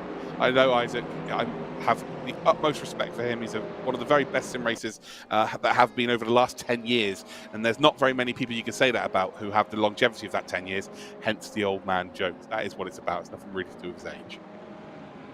He's still old, though. Oh yeah. As far as sim Yeah, races are concerned, because I've been doing sim racing commentary since. Oh no! Lona is just spinning round. Old man spin. Oh. There we go. Old man rejoin as well. Oh, the second one. Yeah. Oh, and another one. It's like he's driving his rocket chair at this point. That is I think Price is trying to go for as many penalties sustained within 5 seconds in that instance. Yeah, that was. Yeah, interesting, to say the very least. I'm going to throw that out there. That clip will not end up on his Instagram, nor his team's Instagram. So, yeah, I've got nothing to be worried about that one now. Lona now, P7. So, Gassner's got up ahead here. So is Max Pfeiffer as well. Another double performance from him has been very, very good for the tailored rig esports outfit. Pliska now moves up to P8, Vermeulen P9, Attila Dinya is in P10, Keithley up to P11. Then we've got Florian Hassler and Crippler. Crippler's been helped here by gaining 2 spots by the looks of things. That was because of Mosin and indeed Isaac Price. So now it's really all in his own hands here. And I'm going to be honest with you, he's actually dropping further back from Florian Hassler. He must have damage as well, to be fair, considering the contact he had earlier on. But yeah, he's just not really making any inroads in terms of his own pace. He's dropped off 2 seconds from the lead. Then again, it's Kevin Siggy in the lead, so that makes sense. But I'll be surprised if he doesn't bring this car in right now, as soon as he possibly can, get that fresh rubber on, and maybe fix some of the damage that he potentially has here. Does he swing it to the right? No, so he's not making that decision here. Stay out as long as you can, then, is really the vibe I'm getting. But he needs help from his teammates to just slow the rest of the pack down. And even that isn't going to be enough here. Otto Vianni's done the hard work early in this race. Hugveld, P4, a teammate of RHG. If their esports do try and influence this race so that Crippler maybe gains a couple of spots, he's got Hugveld to back him up. The RHG outfit, again, in a very, very good spot indeed. Yeah, indeed. Which is the best word to use to describe that. But Gassner keeping ahead of Lona at the moment. And, well, again, it's good to see those Taylor Rig esports cars continuing to fight the good fight. It's been over the past couple of rounds now that they've been able to score some pretty good points finishes. You got Max Pfeiffer a little bit further down the road in 5th as well. So the Mercedes doing great things here. And, well, hopefully this is the sign of more to come from the Taylor Rig esports team, because it does seem over the past month or so that they've really, really come to the forefront. They must have worked something out with these cars to be able to get themselves towards the top of the order. Or potentially, they might have put in the legwork, put in the hard work, and it's starting to pay off. Yeah, you'd like to think so. It's just a little bit too little too late, isn't it? And you tend to find that, don't you? You tend to find that teams will find something at the end of the season and you think, oh, that puts them in good stead for the next season, and then the car changes or something changes. It's kind of like, why couldn't you, I don't know, some teams prepare a little bit better when it comes to the end of the season than they do at the start of the season, and you genuinely see who prepares the most. Kevin Siggy has put in a lot of time. Like, that's just how he is. He'll put in 8 hours a day to try and win this. Like, he'll want this prize. He's been in a real race car before. He'll absolutely want to be in a real race car again. And, you know, if I was to go based off of what I know about these drivers right now, Moritz Lona, you've absolutely got to say that he would be a top candidate for a real drive because he is currently racing in that series. But outside of that, Kevin Siggy could... He is young, he's fit, he's determined, he's got experience in a real race car, he's a born winner. You know, he will be incredible at any challenge that's thrown his way in terms of if they're going to be looking at, the normal challenges like reactions and stuff like that for a motorsport driver. He will have that in abundance, he'll be fine.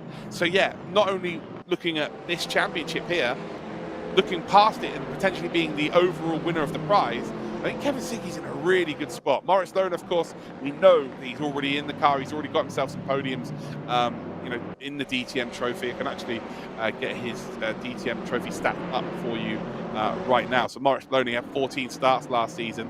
He got 3rd twice. He got top 5 4 times, and he got top 10 9 times out of 14 races. Super, super consistent. P8 in the championship, 82 points overall. That's how much of a nerd I am, guys. I have my own spreadsheets that I put together. So, yeah, he's already got that accolade. He's already got that showing. He's already got that skill set. But if there's anyone outside of him that could really be in and amongst it, Kevin Siggy, I just think he just needs that small chance. Once he gets that small chance, expect to see him take the world on. Yeah, potentially. Of course, it's not a guarantee. Even as the winner of this DTM Esports Championship, it's not a guarantee he'll actually get the prize.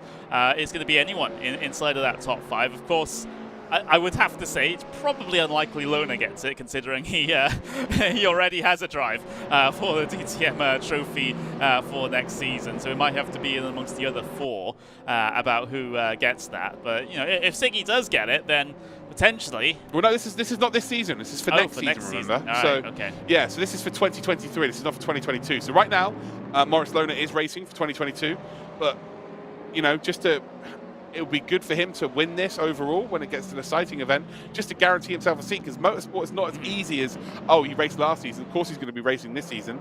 The DTM Trophy Grid's only got 4 drivers from last season racing this season, so it is a case of if he could win the seat for next season and not have to worry about going out getting sponsors and worry about funding the season, like, this is a dream come true for him as well. So yeah, it's not as cut and dry as, oh, it will be between the other 4 because Moritz is already there. He isn't, he's just got this season. Okay. There we go, that clears it up. Lona, though, he did come down in for a very early stop, and, well, he was the only one to come down in this early. So that's a call there for Moritz Lona, potentially to try and secure himself ahead of Gassner and try and get close to Pfeiffer and Högfeldt further down the road as well. But if he's able to get up to Otto Vianni, then that would be a benefit. Then he can start helping out Crippler a little bit, try and cause Otto Vianni to lose a few positions. Another driver on towards pit lane. That is Pfeiffer and Gassner, so they're coming down in to cover off Lona. But I got to say, though, if Siggy and Lona both get themselves a season in the same season in the DTM Esports Trophy, it'll be fascinating to see their potential fight, because it's 2 sim drivers, but fighting it out in real cars. Yeah, that would be amazing. To be fair, we saw Will Tregurtha and Ben Green do that very much last year. And in all fairness, every single racing driver is now a sim driver as well, for the most part. So yeah, it'll be nice to see. I guess it's a lot of them have become sim racers, but after they've become a real race driver, this is kind of the opposite, isn't it? So yeah, it'd be amazing to see them 2 fight on the circuit there. Maybe the DTM Esports program produces a DTM Trophy champion. How amazing would that be? How amazing would it be to see someone come from the DTM Esports background and move forward through DTM Trophy? Well, we've already seen it from Tim Heineman. Tim Heineman, of course, one of the very best of all time when it comes to race room specifically. He's gone into the DTM Trophy, won the first season, an absolute canter, to be honest. Was very unfortunate in terms of just hasn't managed to get that drive in the DTM Championship overall. And I think that's the next step. I think that is the next step. As soon as a DTM Trophy driver gets that drive in the DTM, I think we're just going to be looking like at the whole ecosystem of DTM in a whole different way. As Otto Vianni, by the way, is absolutely struggling with those rear tyres. 100% bringing the car in now, isn't he? Is he not? Like, has he got a puncture or some sort? Because they're now, 10.7 seconds off of Fiducci. There's a big problem here. Högfeldt has just decided, I don't think, not to make the overtake. If he doesn't bring the car in, I guess there's no issue. But yeah, for me, Otto Vianni was very much struggling getting the power down on the exit. But yeah, back to the topic in hand. We've got these 5 pillars in DTM. We've got DTM, DTM Trophy, DTM Classic, DTM Electric, and DTM Esports. And to see them all so closely knit together, of course, we've got so many champions from yesteryear racing in DTM Classics. We've got the DTM itself has got 29 different cars this season, 29 different drivers, but I think it will work out to be about 34 because we've got drivers that can't make certain events. They've got drivers like Sebastian Loeb, for instance, coming in as a reserve driver, which is mind-blowing. Sebastian Loeb, a reserve driver, just let that sink in. He's going to be taking over from Nick Cassidy for the AF Corsa team.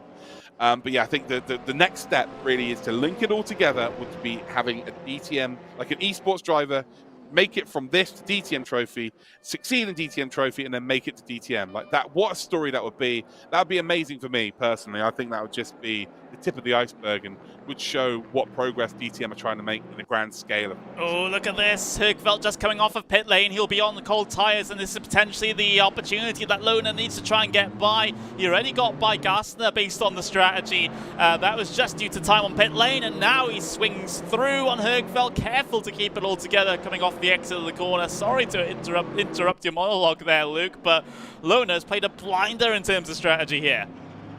He absolutely has, and that puts him up to a net 4th position Siggy, Otto Vianni and Fiducci then are all effectively now still ahead, because we just saw Hugveld come into the pits just in behind Otto Vianni.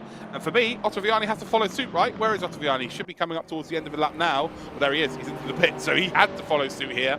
And he did not look quick on the exit of the final couple of corners through the previous lap. This is going to be interesting here, and I'm going to throw this out there. Oh, look at this. Gassner, that's a slowdown penalty all day of the week.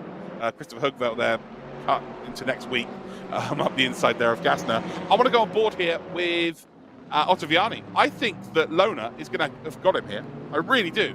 So I think the outlap here would have been pretty quick from everybody on fresh tyres. I don't think Otto Vianni was really that quick at all. I think he burnt his tyres out big time. So Moritz Lona then is going to come around that final corner. This is the car just in behind. We are going to see a merge then. So let's get on board with Lona. There he is. Otto Vianni's coming out here, so we will see this merge. And is it going to be Otto Vianni in P3, or has Moritz Lona gone from P8 in this race down up towards P3?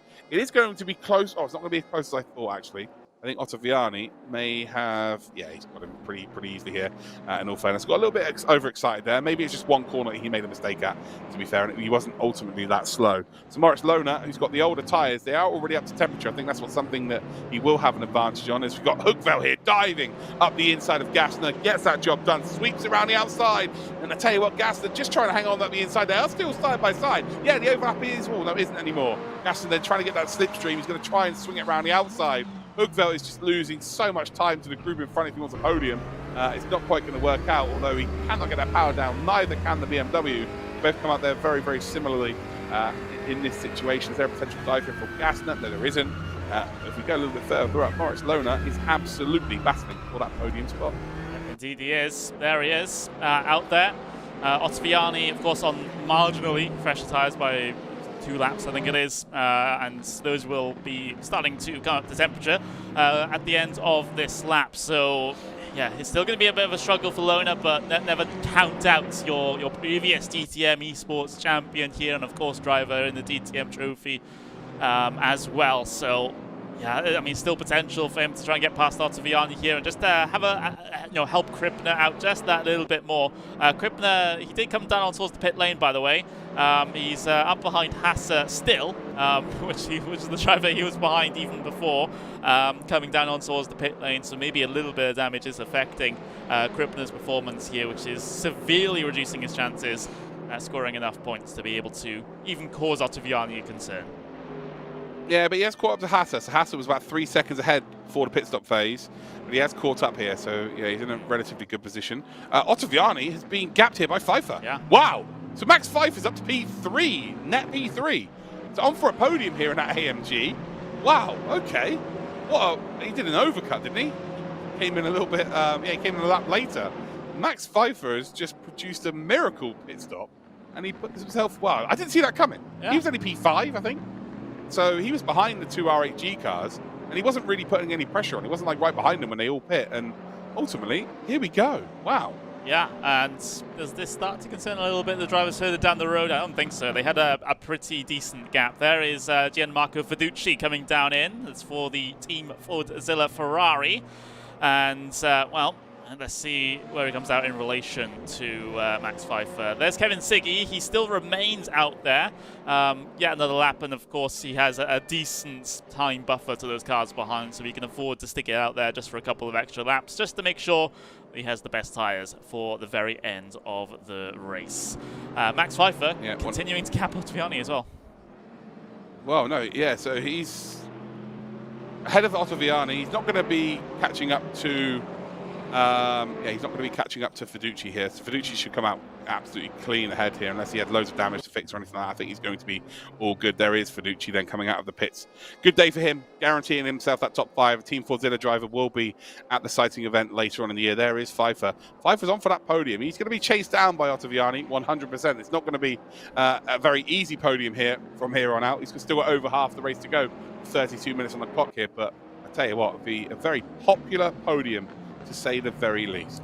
Yeah, I think so too. It will be. And, well, currently your podium sitters are not yet to come down towards the pit lane. At least the current podium sitters here, with the pit stop still yet to be in effect for these guys. So Siggy yet to come down in, Vermeulen, and of course Isaac Price yet to make their pit stops here in this event. And while Siggy, he remains out there at least one more as well. So continuing to log laps on those tyres that he's had on since the very start of the event. And, well, this is more of a, relatively conservative strategy for him. He's just eating into the time a little bit that he was able to get over the rest of the field through the first stint, and that will now pay him dividends for the very end, as he will have both the combination of the gap and the fresher tyres to be able to run away even further.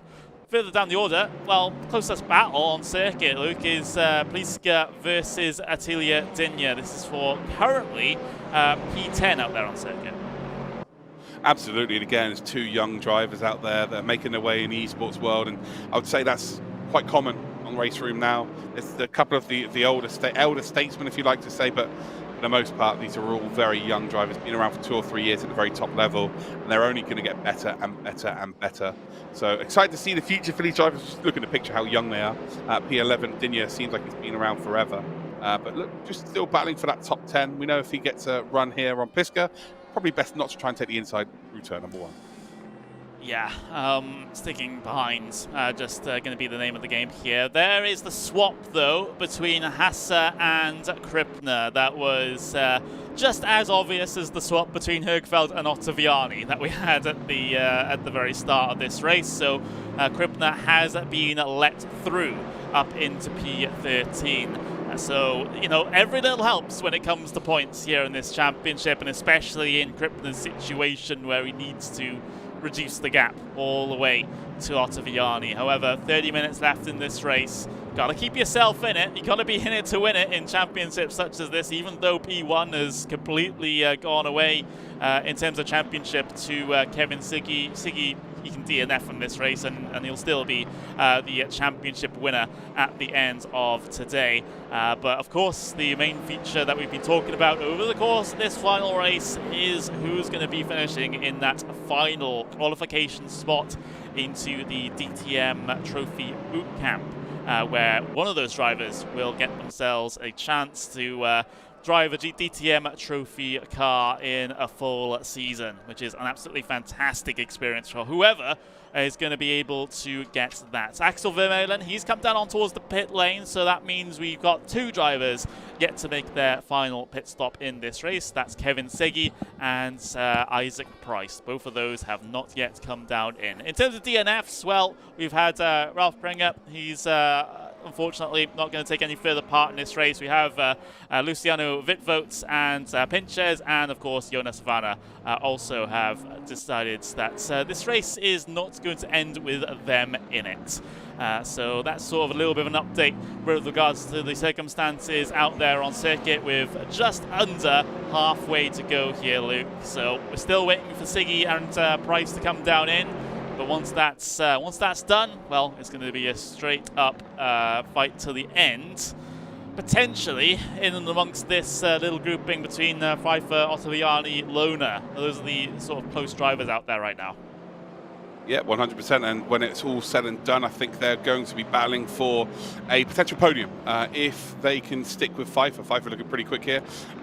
We've got here Svetislav Pashkov saying, is VER Verstappen? Yeah, he's the Belgian version. You know the answer to that question. Come on, Siggy still leading, and I think he's going. I thought if he'd come in at 30 minutes, he's just going to split the strategy.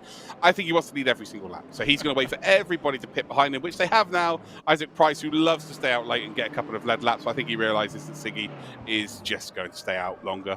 Siggy wants to do the whole, I've led every single lap of this race, move on. He will bring the car in next time round. I would very much doubt he goes any later than that. He doesn't, because everybody's pit now. And he will lead every single lap here. It will be in style. DTM Esports Champion 2022. Is there anything more stylish than leading every single lap? Yeah, I'm not sure there is. Fiducci, by the way, moves up to P2. Price is going to drop behind Pfeiffer as well. Otto Vianni as well. And then Lona, who, well, we've already seen Price and Lona have a little bit of coming together. Hugveld comes through, Gaster comes through, Pliska comes through, so does Attila Dinya. Keithley is going to come through, his twin brother. Crippler and Hassler are in P11 and 12. Then we've got Verstappen, or Vermeulen in P13. And Rashul, I don't think is quite going to get him here. So P14 then for Isaac Price, fresh rubber on the car. What can kind of magic can he produce now out of that magic hat? Siggy is the leader. Is he going to come in this lap? Yep. There we go. Absolutely called it. He wants to lead every single lap. Everyone's now coming behind him, so he knows he's got about a 50-second advantage, and he will bring that car in. And he was he was 4 seconds clear of Fiducci. So whether unless Fiducci's done the most ridiculous lap times of all time, Siggy will be in the lead. Well, it was a second gain on that last lap, or rather 9/10 of a second gain on the last lap for Fiducci. So eating into that time every single lap that Siggy decided to stay out there. So we'll see how close it is once Siggy comes off for the pit lane, rejoins the circuit, and that will mean that everyone has completed their pit stops, and well, the orders are exactly as you see them on the left-hand side. We don't have to try and play some mathematics and try and add the pit stop times to everyone's current time and things like that. So it will be a representative position for everyone. But yeah, where does Siggy come out in relation to everyone? He's got his tyres done, he's down off the jacks, and well, coming back out onto circuit now. There is Gianmarco Fiducci. It's going to be close. There is Kevin Siggy. Close, but 4 seconds close. Yes. By the time it works itself out, it will be about 4 seconds, you're right. So it's not as close as I thought it would be. Fiducci, who absolutely was incredible during race number 1 and looked like he might be able to make a run for the lead with Siggy. Never really quite materialised, unfortunately. With 25 minutes to go, Siggy leads the way. Pfeiffer leads this group for P3. So let's keep an eye on this for a little bit. Bandit comes out with a Ric Flair woo as well. Yes, we'd love to see it. It's worthy. Ric Flair woo, I think. The DTM Esports for sure. I know Ric Flair will be absolutely loving this when he's watching this later on. I'm sure he can't watch it now because it's too early for him in America. But he'll for sure watch the replay of the DTM Esports 2022. Max Pfeiffer then. Again, driver of the day for me last week. I don't think we could give it to him this week. I think Kevin Siggy absolutely deserves that, coming our champion. So Moritz Lohner not able to become the 2-time. It is indeed going to be 1 apiece for him and Siggy over the course of the last 3 years. Max Pfeiffer performed exceptionally well last time out for the Tailored Rig Esports, who haven't really had the craziest of championships, unfortunately for them. They would have expected a little bit more, I'm sure. But Max Pfeiffer proving that the future in this esports team is in very good hands with him, and he is just getting better and better with every single race. Here's podium spots for the final race of the season, at least currently, and well, unless Otto Vianni or Moritz Lohner have anything to say about that. But I think if you're Otto Vianni at this point, due to the drama that Crippler had, and how many positions Crippler is behind at the moment, I don't think Otto Vianni really wants to push the issue too much, unless he wants to risk himself getting involved in an incident that then turns the tables once again in terms of the top 5 in the championship. So I think the goal here for Otto Vianni should just be, okay, I'm in my qualification spot right now. I don't need to push the issue too much. I'm just going to sit behind, even potentially, be a bit nicer to Lohner. But then again, Dirt Esports car, that could turn around and bite him in the butt a little bit. Yeah, 100%. It really could. So it's the case you don't really want to give Lohner a snifter here, because Lohner, could potentially get ahead and then slow him down. Crippler's only 8 seconds behind. With how many laps we've got left here? Maybe 12, 13? Lohner could get ahead and slow him down by a second a lap. It becomes very, very interesting then, doesn't it? So you expect there's going to be still a twist or a turn during this, that's for sure. And actually, I'm going to go through the list here of drivers and kind of just sort of judge their season, if you like. Kevin Siggy, I think you've got to give a 10 out of 10, right? Fiducci, you're looking at 9 out of 10. He's done what he needed to do. I'm not sure he was quite ever really in the hunt to win the championship. Max Pfeiffer's come really good before the end of this season. You're looking at him maybe a 7 out of 10, but bags of potential. Otto Vianni, I think the objective would have been the top 5 from the get-go. And we go Moritz Lohner. Probably not done what he wanted to do. He came in this expecting to win the championship, never really quite materialised. Hoogveld, he probably would have expected a bit more from himself this season. It's been one of those where it's just no one has been anywhere near Kevin Siggy. And I know we probably say that quite a lot, don't we? Because he is that much of a talented driver. But there's just a little bit more for everybody else to do. Yeah, that has felt the case for every single race, pretty much over this season. Of course, there's been blips here and there for Siggy, but by and large, it's been a relatively perfect season. And you don't often get to say that for really any driver in any esports season. They tend to be a little bit closer than this one is, at least for the top position. But you know, you certainly can't complain if you're Redline or if you're Siggy at the moment, the way things have gone. There's a good stack up back here through the pack though, just returning, you know, back to more of the racing talk. Jack Keithley, Attilia Dinya, Crippler, Hassler, Vermeulen, all within the same postcode here for the P9 through 13. So potentially we might see some action here in the final 20 minutes. Yeah, Crippler has to. He has to make these overtakes, otherwise it is game over. He's got to be hoping that Otto Vianni receives quite a big penalty. Like, for instance, if Otto Vianni was to get a 10-second penalty, let's say he got 2 5-second penalties, right, for today, it would put him all the way down to P13. So he would be 2 spots behind Crippler. Crippler would actually then be our champion, or not champion, sorry, he would then be the driver that gets the top 5. So, yeah, it wouldn't have to be a huge penalty now for Crippler to still be able to go through. So yeah, we won't find that out. They've got 24 hours to post any potential incidents to our stewards, so we won't find that officially out or anything like that. I'm sure it'll be posted out on the DTM social media tomorrow or the next day, depending on when it's officially done. We know who our champion is going to be. It really is only going to be contended about the P5, P6 spots, really, as to whether we see them at the Lausitz ring. 20 minutes to go here. Siggy's still leading, 6 seconds clear of Fiduci, absolutely gapping Fiduci now by the looks of things. 13.8 seconds behind the leaders. We see Leonardo Crippler then trying to make a run here on that AMG. And as we run then down in towards turn number 1, yeah, it's close, but Keithley is just not giving you an inch of room there. Been around far too long to let an overtake happen that easily, that's for sure. He holds on to that spot, and yeah, he's doing a sensational job considering that AMG just has not been at the race this season. And I think that's one thing that we saw from the first DTM Esports season, where it was Keithley versus Loner, wasn't it, for the whole season? The 3 cars, well, was it 2 actually, sorry. It's BMW versus Mercedes, if I'm right. Is it BMW versus Mercedes? Yeah, I guess it was.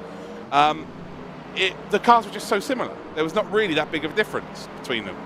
It's just the chassis looked a little bit different, to be fair. It's a bit more of a spec series, albeit not a spec series, if that makes any sense.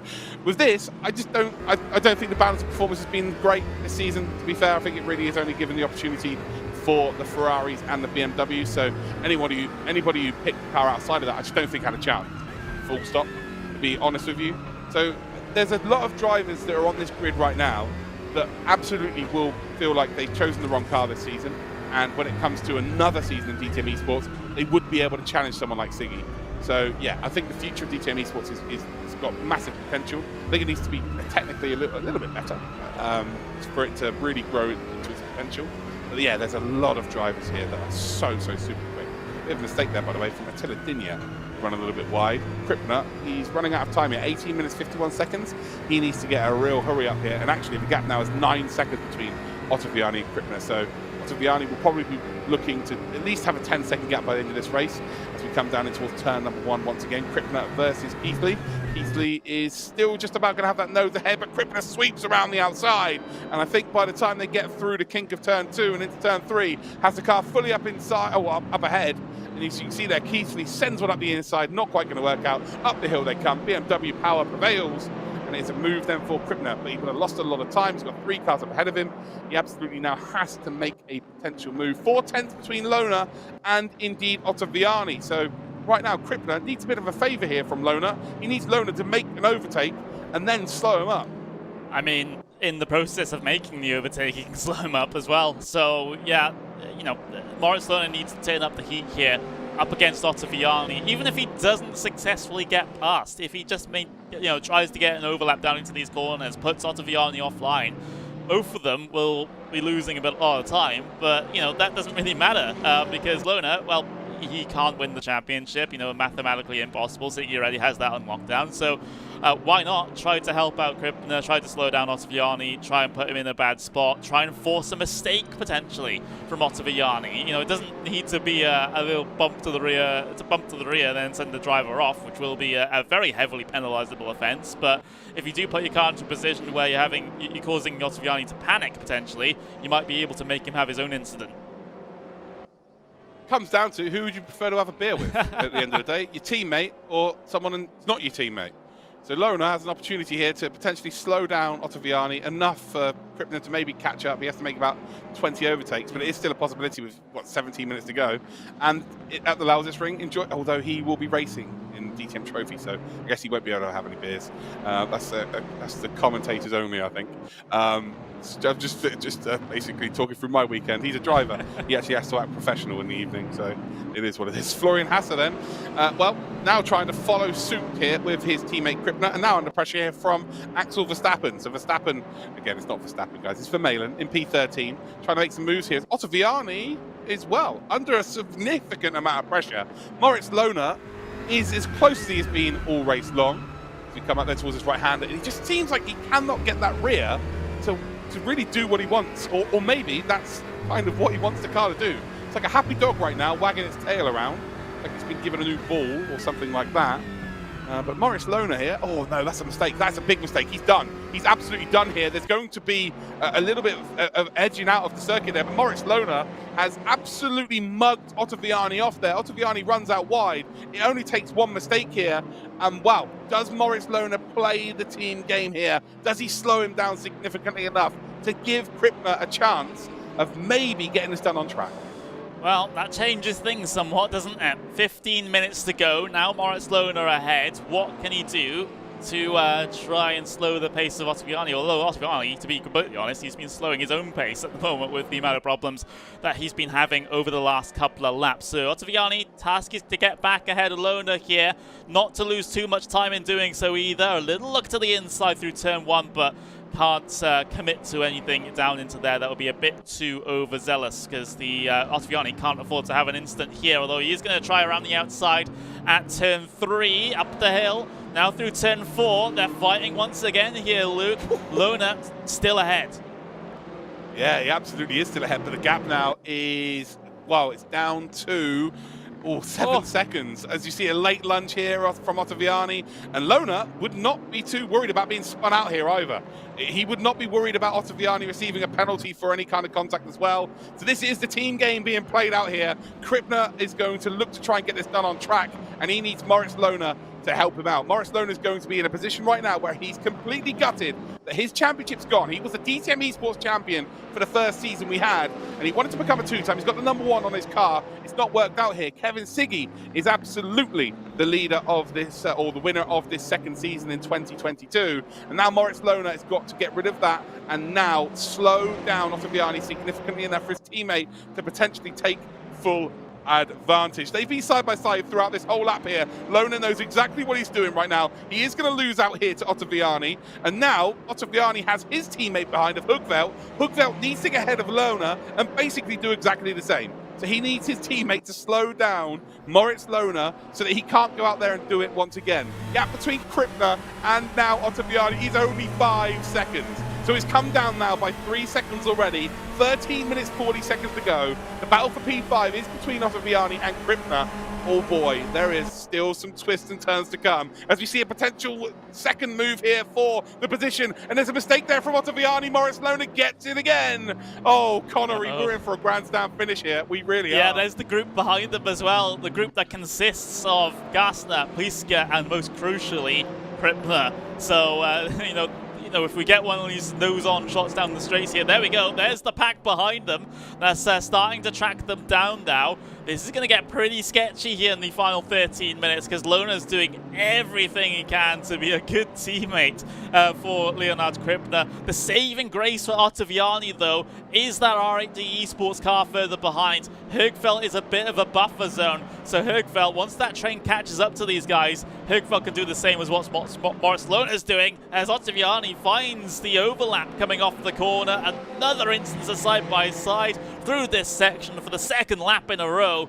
Otto Vianni to the inside through this winding right-hander. Still can't quite get ahead. They're still at it. Yeah, and Hugveld here is kind of in a double-edged sword for him here. Oh, Otto Vianni runs out wide and just slides the car out across the white line. But yeah, Hugveld can't really overtake Otto Vianni because ultimately then he's in huge trouble himself because he gives up a spot to his teammate. And again, Moritz Lona's just going to slow them both down.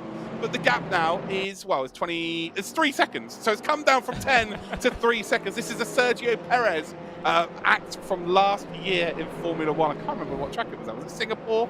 Might be Singapore. No, it wasn't Singapore, was it? I can't remember. But anyway, Perez held up. No, it was the last race of the season, Abu Dhabi. Held up Hamilton significantly enough for Verstappen to be right up his fart box by the end of the race. It is that close once again here. Moritz Lohner is playing the Sergio Perez role here perfectly well. He's got the 2 R8G cars in behind, and now, you know, as much as he's doing all this hard work, he needs Crippler to do the job himself here, by the way. So Crippler has to go out there and overtake Pliska, and he has to overtake Gassner, and he has to overtake Hugveld. And if you're Hugveld right now, I think you make the decision to drop back here. Let Otto Vianni attack Lohner, but you drop back and you stop that. You stop Crippler from being able to even catch up to Otto Vianni. This is a game of cat and mouse right now. It's like a game of chess, but this is DTM Esports. This is going to come down to the wire. And it really is Moritz Lohner. Who do you want to spend your time with and have a beer with? A teammate or not a teammate? It's as simple as that. He's choosing a teammate at this stage. Yeah, I mean, I've had the luxury of meeting Moritz in person. Last time I was out there, big defensive move to the inside there. My word, there was no way through for Otto Vianni. Tries to get the traction off the corner. You can see Lohner slowing him up through these corners. Hugveld, well, he's just playing rear gunner at the moment. Well, Crippler's got Dinya. Crippler's made the move, so he's up to P9. So he's already got one position here. He needs to get these 2. Moritz Lohner slowing them down all crazily here. Basically, if Crippler could get ahead of Otto Vianni, it would still be, what was his gap coming into this? 3 points? Yep. So he needs to gain 3 points on Otto Vianni here. And effectively, Moritz Lohner could be the buffer that gets him through. I don't know what's going to go down right now. But again, he's still got the hard job here of getting past Pliska. Pliska's not going to make it easy, for sure. Neither is Gassner. That is a fact as well. As we come down in towards turn 1 once again, Lohner takes that inside line. Otto Vianni, though, with the switch back here, will have that inside line for turn number 2. And this could be perfect for R8G. Oh, there's contact between Hugveld and indeed Moritz Lohner. I think that Hugveld's gone a little bit too deep there, realistically, and tried to make something happen that was never really on. Lohner, did he close the door a little bit late? Yes, absolutely did as well. Is it going to matter for him? No, penalties aren't going to matter for him at all. He's going to finish second in this championship. He doesn't care there. But the big factor is that now they do not have the rear gunner, RAG. They do not have Hugveld in the mix here. But Otto Vianni did get the position, so now it's still in his hands here in P4. Run away, Otto Vianni, run away. He has to, but remember, we've still got pending investigations. We got that whole lap 1 situation that with the Otto Vianni's dive down the inside, making it 3 wide. We think he should be in the clear. He got the car stopped for the apex of the corner. There was an accusation that he pushed Hassler wide out into Crippler that caused the whole situation with Crippler going on right now, where he's on the back foot trying to make up these positions. So Lohner's done enough to potentially get Crippler within that sort of 3-second penalty gap. To cause Otto Vianni a big issue should a penalty apply. I don't think it will, I have to reiterate. But yeah, there's a lot of factors coming into this one. It's not just going to be the result out there on circuit, the order they come across the line. It potentially might be yet another stewards room inquiry that decides the championship for the second time in a row here in Race Room. Well, luckily, it won't be for the championship. Oh, yeah. So Siggy, Lohner, they're good. But yeah, for P5, the final point of prize paying position, yeah, absolutely, it's on the line here, isn't it? The one thing that I think Otto Vianni has got in his favour here is that Peter Pliska is Italian. So there might be a case that they will help each other out here. Just because of that, I'm not sure whether it will come down to nationalities. Right now, the last thing really that Pliska wants to do is go and, well, no, I guess he does want to go battle with Gassner. This is what Crippler needs. He needs them two to battle. He also needs another favour from Lohner to get ahead here. Every single lap that Otto Vianni stays ahead is another lap where he cannot be slowed down.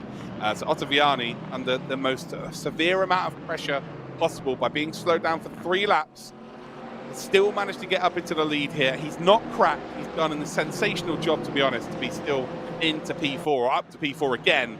Like, that cannot be understated here, but this has been a genuine game of motorsport chess. It has been. It's been an absolute joy to watch, and we've still got 7 minutes of it to go. So, yeah, it's not over until it's over, that's for sure. Crippler, there he is, still yet to try and find a way through on Pliska, and of course he has the bigger issue of, potential bigger issue Moritz of is Gassner. close. Yeah, Moritz is getting just that little bit closer once again. Otto Vianni was able to gap him on that previous lap slightly, but Lona still in contention here, still can be a big factor in this one. And of course, remember, coming towards the end of the stint now, how are the tyres going to hold up? Yeah, it is a case of about that as well. We know the Ferraris are going to be relatively good. They're just strong in every category around this circuit we found out so far today. And yeah, has under braking closed in. It's going to run far too wide there. Again, not really in control of the car. Otto Vianni is going to extend out ever so slightly once again. Crippler is absolutely, well, he's made the move here. And that looked far too easy, if I'm honest there. Although we have seen the AMG struggle in terms of pace against the BMW. But he had the slipstream of a BMW to work with there. That almost looked like Crippler's been let through there. So another favour there for Crippler. Crippler now needs to make easy work of Gassner and then potentially close up to the Lona versus Otto Vianni battle and maybe take things into his own hands. He's running out of time here. 6 minutes to go. You can see that the battle is indeed happening here between Attila Dinya and Crippler. Crippler has lost, Attila Dinya and Pliska. Pliska's lost another position there from Dinya. We see another car off the circuit in the background there. I think that might have been Hookveld or Keithley, maybe Keithley. As we see Isaac Price then into the pit. So he's done. Gassner still in behind, Moritz Lona. He's got Crippler in behind him. Is there going to be the case of the Germans looking out for each other now? Is this going to happen for Crippler? Is Crippler going to be gifted another spot here? He still needs Lona to get ahead of Otto Vianni. There's 5 minutes, 30 seconds left here, but there is the possibility for there to be about 7 different race outcomes within that 5 minutes. Yeah, the tension is certainly building up to its peak here in the final moments, not only of this final race of the season, but the season in general, of course, as well. Crippler looking to get the good run through the final corner to try and hog that slipstream all the way down the pit straight to be able to make a move on Grassler. This might be it. Oh, what a run that is. Down towards Turnerborn we go. Gassner's not made that difficult. He has not made that difficult. Crippler's been given a freebie again. And yeah, the DTM Esports team have got a massive opportunity here. Moritz Lona is as close to Otto Vianni as he has been, well, the last time he made an overtake here. So he is absolutely waiting for his opportunity. Is it a case that he sends it down in towards the hairpin in hopes that he hits the apex? He is not close enough. We are going to have maybe 3 laps remaining at the end of this one. And for me, he needs to be, well, I guess it could be a matter of corners. He needs to be ahead of Otto Vianni if he can slow him down significantly enough. But I think he's going to need a good couple of laps here. Otto Vianni has it in his own hands, though. That is the big factor here. That Ferrari driver has it in his own hands. If he makes another mistake here, then, of course, Moritz Lona is going to take full advantage of that. He's going to slow him down into Crippler. But if he doesn't, he just has the position. It will go to the steward's office. We've had too many incidents between Crippler and Otto Vianni today, but all Otto Vianni can do is just hold this position. Make sure that you are at least ahead of Crippler, because you know, oh, it's a proper late lunch here. So Otto Vianni makes the mistake again. I still think that there was contact there that was initiated by Moritz as well. So I don't think Moritz there was absolutely, not a complete fault there. But I still think that Otto Vianni is just struggling with the rear of the car. They are going to be side by side here, and this changes the outcome once again. Otto Vianni swinging it around the outside. It will be a drag race down in towards turn number 1. But Connery, if Moritz Lona gets the lead here, Crippler will be given an opportunity to overtake on track and get ahead of Otto Vianni. He needs to get 2 positions here, so you know that Moritz is probably going to let him go through as well. There is drama here in the DTM Esports 2022 finale. Huge drama, and they're still at it side by side through the first sector. Later on the brakes goes Otto Vianni. Lona has to let it go as Otto Vianni gets himself back ahead. This is not done though. Look at how close that Lona's pushing him, basically physically pushing him through the corner. The Crippler's only half a second behind now. Here's another potential lunge. Oh, they're all over the place on the brakes into the left-hander. This is crazy stuff. Back end out for Moritz Lona. Remember though, this is still all in the hands of Otto Vianni. Even Crippler does get past him. They'll be tied on points. However, on countback, Otto Vianni will get it with 1 more second place than Crippler. Oh, this is the epitome of DTM Esports right now. They've been working so well as a team this season. I don't have any favourites in sim racing, but I really hope Otto Vianni holds this position. I think he thoroughly deserves it. He has had everything thrown at him this race so far. It's this right-hander here that he just really struggles with. I genuinely hope he hangs on to this there. They are 32 seconds behind Siggy as we see a potential late lunch once again then between the Ferrari and indeed the BMW. Where's Siggy on track right now? exactly, is Siggy. He's definitely crossed the line, right? So I think we are going to have, 2 laps. There's going to be 2 laps remaining of this race then. Back on board then with the battle for what is P4, but this is for the top 5 in the championship. Leonardo Crippler is 3 points behind coming into this race of Otto Vianni.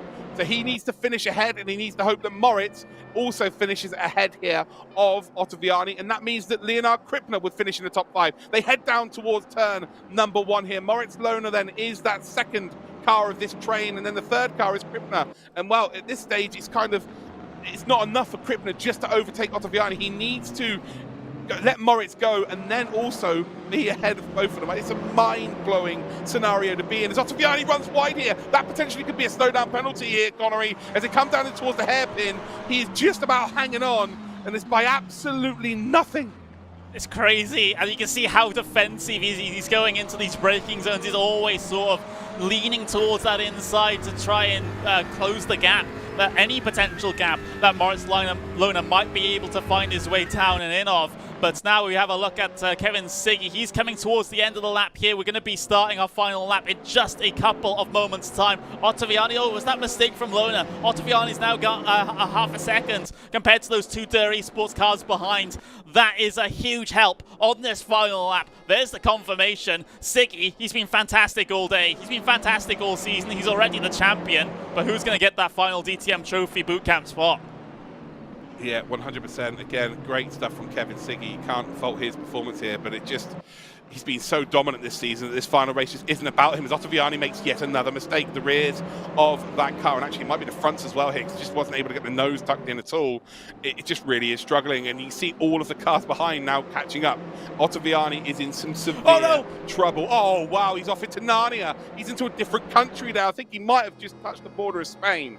As we now run down towards turn 1 once again. Did he have to indeed endure a slowdown penalty? You can see the 2 DTM Esports cars here as Moritz Lohner will go side by side. This is going to slow him down significantly enough here for Crippler to maybe make a lunge here. And if Otto Vianni is to indeed be in the top 5 of the championship, he has to finish ahead of both of these drivers here. He cannot afford to lose one position. If he loses out to Moritz Lohner, Lohner is going to slow him down enough for Crippler to overtake both of them. You can bet your bottom dollar as they come then down in towards the hairpin here. Moritz Lohner trying to find a gap up the inside. There is contact between the 2 of them, but Otto Vianni is going to have that outside line. He will be ushered out wide. The room is left, actually, to be fair. Otto Vianni, with all the pressure in the world, is still hanging on. Crippler is up then into the position here to try and attack Otto Vianni, but it will not be enough. He needs to hope his teammate gets through as well. Through the right-hander, up the hill we come. We're coming up towards the highest point of the circuit here. Kevin Siggy's going to win this race. Fiduci's going to finish in second spot. It will be Max Pfeiffer in third position. A podium then for the young German in third spot. But it's all about Otto Vianni. It's all about Crippler. It's all about Moritz Lohner. This is the worst corner on the track for Otto Vianni so far. Historically, during this race, has struggled. He's negotiated it there for the final time. Through the left-hander we go. And it is merely 2 right-handers for him to hold on to this position. If he holds on, he has the net point worth to go through. There may be some stewards' inquiries, but he's done everything he needs to do. Moritz Lohner is round the wrong way, so even if Crippler gets ahead of him, it's not going to be enough. Otto Vianni has had everything thrown at him today, including the full works from the DTM Esports team. But the Italian Ferrari Esports will hang on. He will be P4, and he will be in the top 5 in the championship, pending some stewards' inquiries. That is an outstanding drive from the Italian. I was on my feet for that final lap, my word. That was crazy, crazy stuff. Otto Vianni, well, he's done it on circuit, all that he needs to do. We just need the confirmation from the stewards as well. Of course, there might be appeals after this one as well, so it might be a day or so before we get everything sorted out. But my word, that was crazy. That was one of the most intense final couple of laps that we've ever had in the DTM Esports season. For any year that we've done this. Kevin Siggy takes the race win, and of course it's been a perfect day for the Team Redline driver and a perfect season for him. He is your DTM Esports 2022 champion. But wow, that was a great display going on behind of some great racing. Yes, it was intense. Yes, there were some bumps and there were some pushes here and there, but that was entertaining. Yeah, a lot of drivers played their part in that. Christopher Hugveld played a massive part in that earlier on in this race, where he really did. He gave Otto Vianni the opportunity. He said, look, you go ahead of me. You go and see what you can do. If he doesn't do that, Otto Vianni's not in a position he is to defend that position at the end. He's not even, he will be behind Lona. So it would have made it so much more difficult at an earlier stage of that race. So yeah, the R8G outfit have played their part there. I think the most impressive driver, as much as Otto Vianni was under some severe pressure, and it's very, he is driver of the day for me. Max Pfeiffer, what a performance there for the AMG. The Mercedes has looked so slow at Portimão specifically, and he's dragged that car to a podium. The guy has been on tip-top form at the Red Bull Ring and indeed Portimão. Incredible stuff from him. But Kevin Siggy is your DTM Esports 2022 champion. Oh, we are going to get the official point standings for you at home. I'm sweating. This pink shirt's going to go into retirement. It's for a good couple of weeks. Going to need to be dry cleaned the works, because that was so super exciting. We're going to head to a very short commercial break. Then we'll have the points for you, and we can tell you exactly how it stands, pending some stewards' inquiries. Oh boy, what an event we've had. Auto Hero ist dein Online-Shop für Gebrauchtwagen. Wir verkaufen nur Autos aus unserem eigenen Bestand. Jedes ist von unseren Kfz-Experten general überholt und rundum aufbereitet. Und du erhältst 1 Jahr Garantie. So unbeschwert kann Autokauf sein. Finde jetzt dein Auto bei Auto Hero.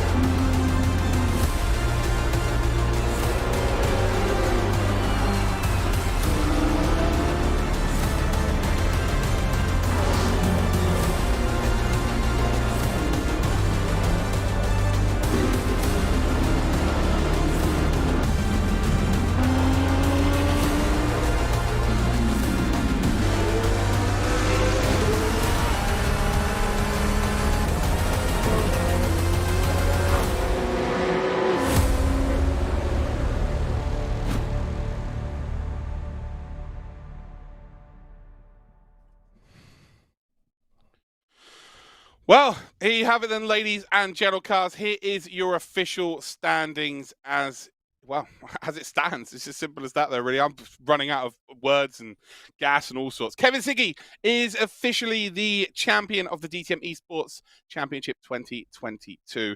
A full 100 points clear of Moritz Lona. And do you know what?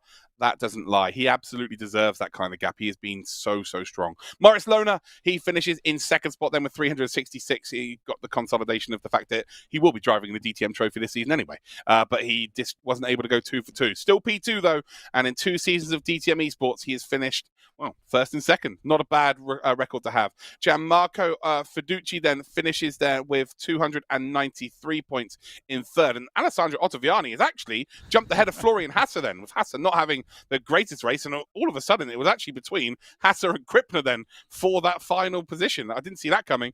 So Ottaviani comfortably in there. Again, this is pending any potential stewards inquiries. Then we've got Leonardo Crippler, who is on 245 points, unfortunately, just outside that top 5. Max Pfeiffer then in 7th. Jack Keithley in 8th. Christopher Hugveld in 9th. And then Isaac Price just manages to get himself into that top 10 position. Connery, what an incredible season we have had this season. Kevin Siggy absolutely deserves it. Is there anybody in that list there that stands out to you as a potential surprise?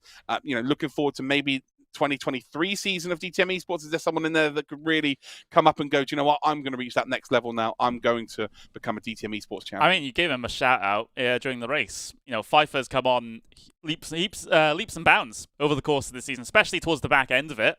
There's no reason why he can't get up there and try to fight for a potential top 5 at the end of the next season, potentially, or any season that he does for Racestream Esports. So he's looking very, very good.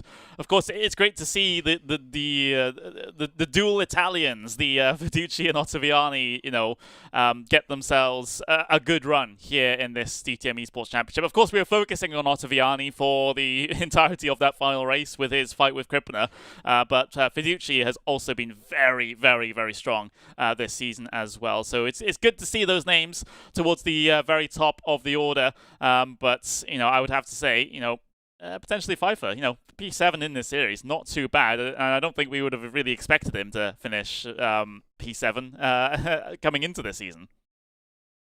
Absolutely. Well, that wraps it up, ladies and gentlemen. DTM Esports 2022 is done and dusted. It's been an absolute pleasure working with you, Connery. It's been an incredible championship to work with. So thank you to all of the people in the background, especially you, Connery, to all of the producers, to all of the sponsors of the event, to DTM themselves putting on the event and giving sim racing and esports a genuine opportunity of making it towards the real world of motorsport. So yeah, thank you from us, but we've got one final thank you, and that's from the boss. I want to say some words. Thank you. Actually, thank you to all of you guys, because you made this championship that great.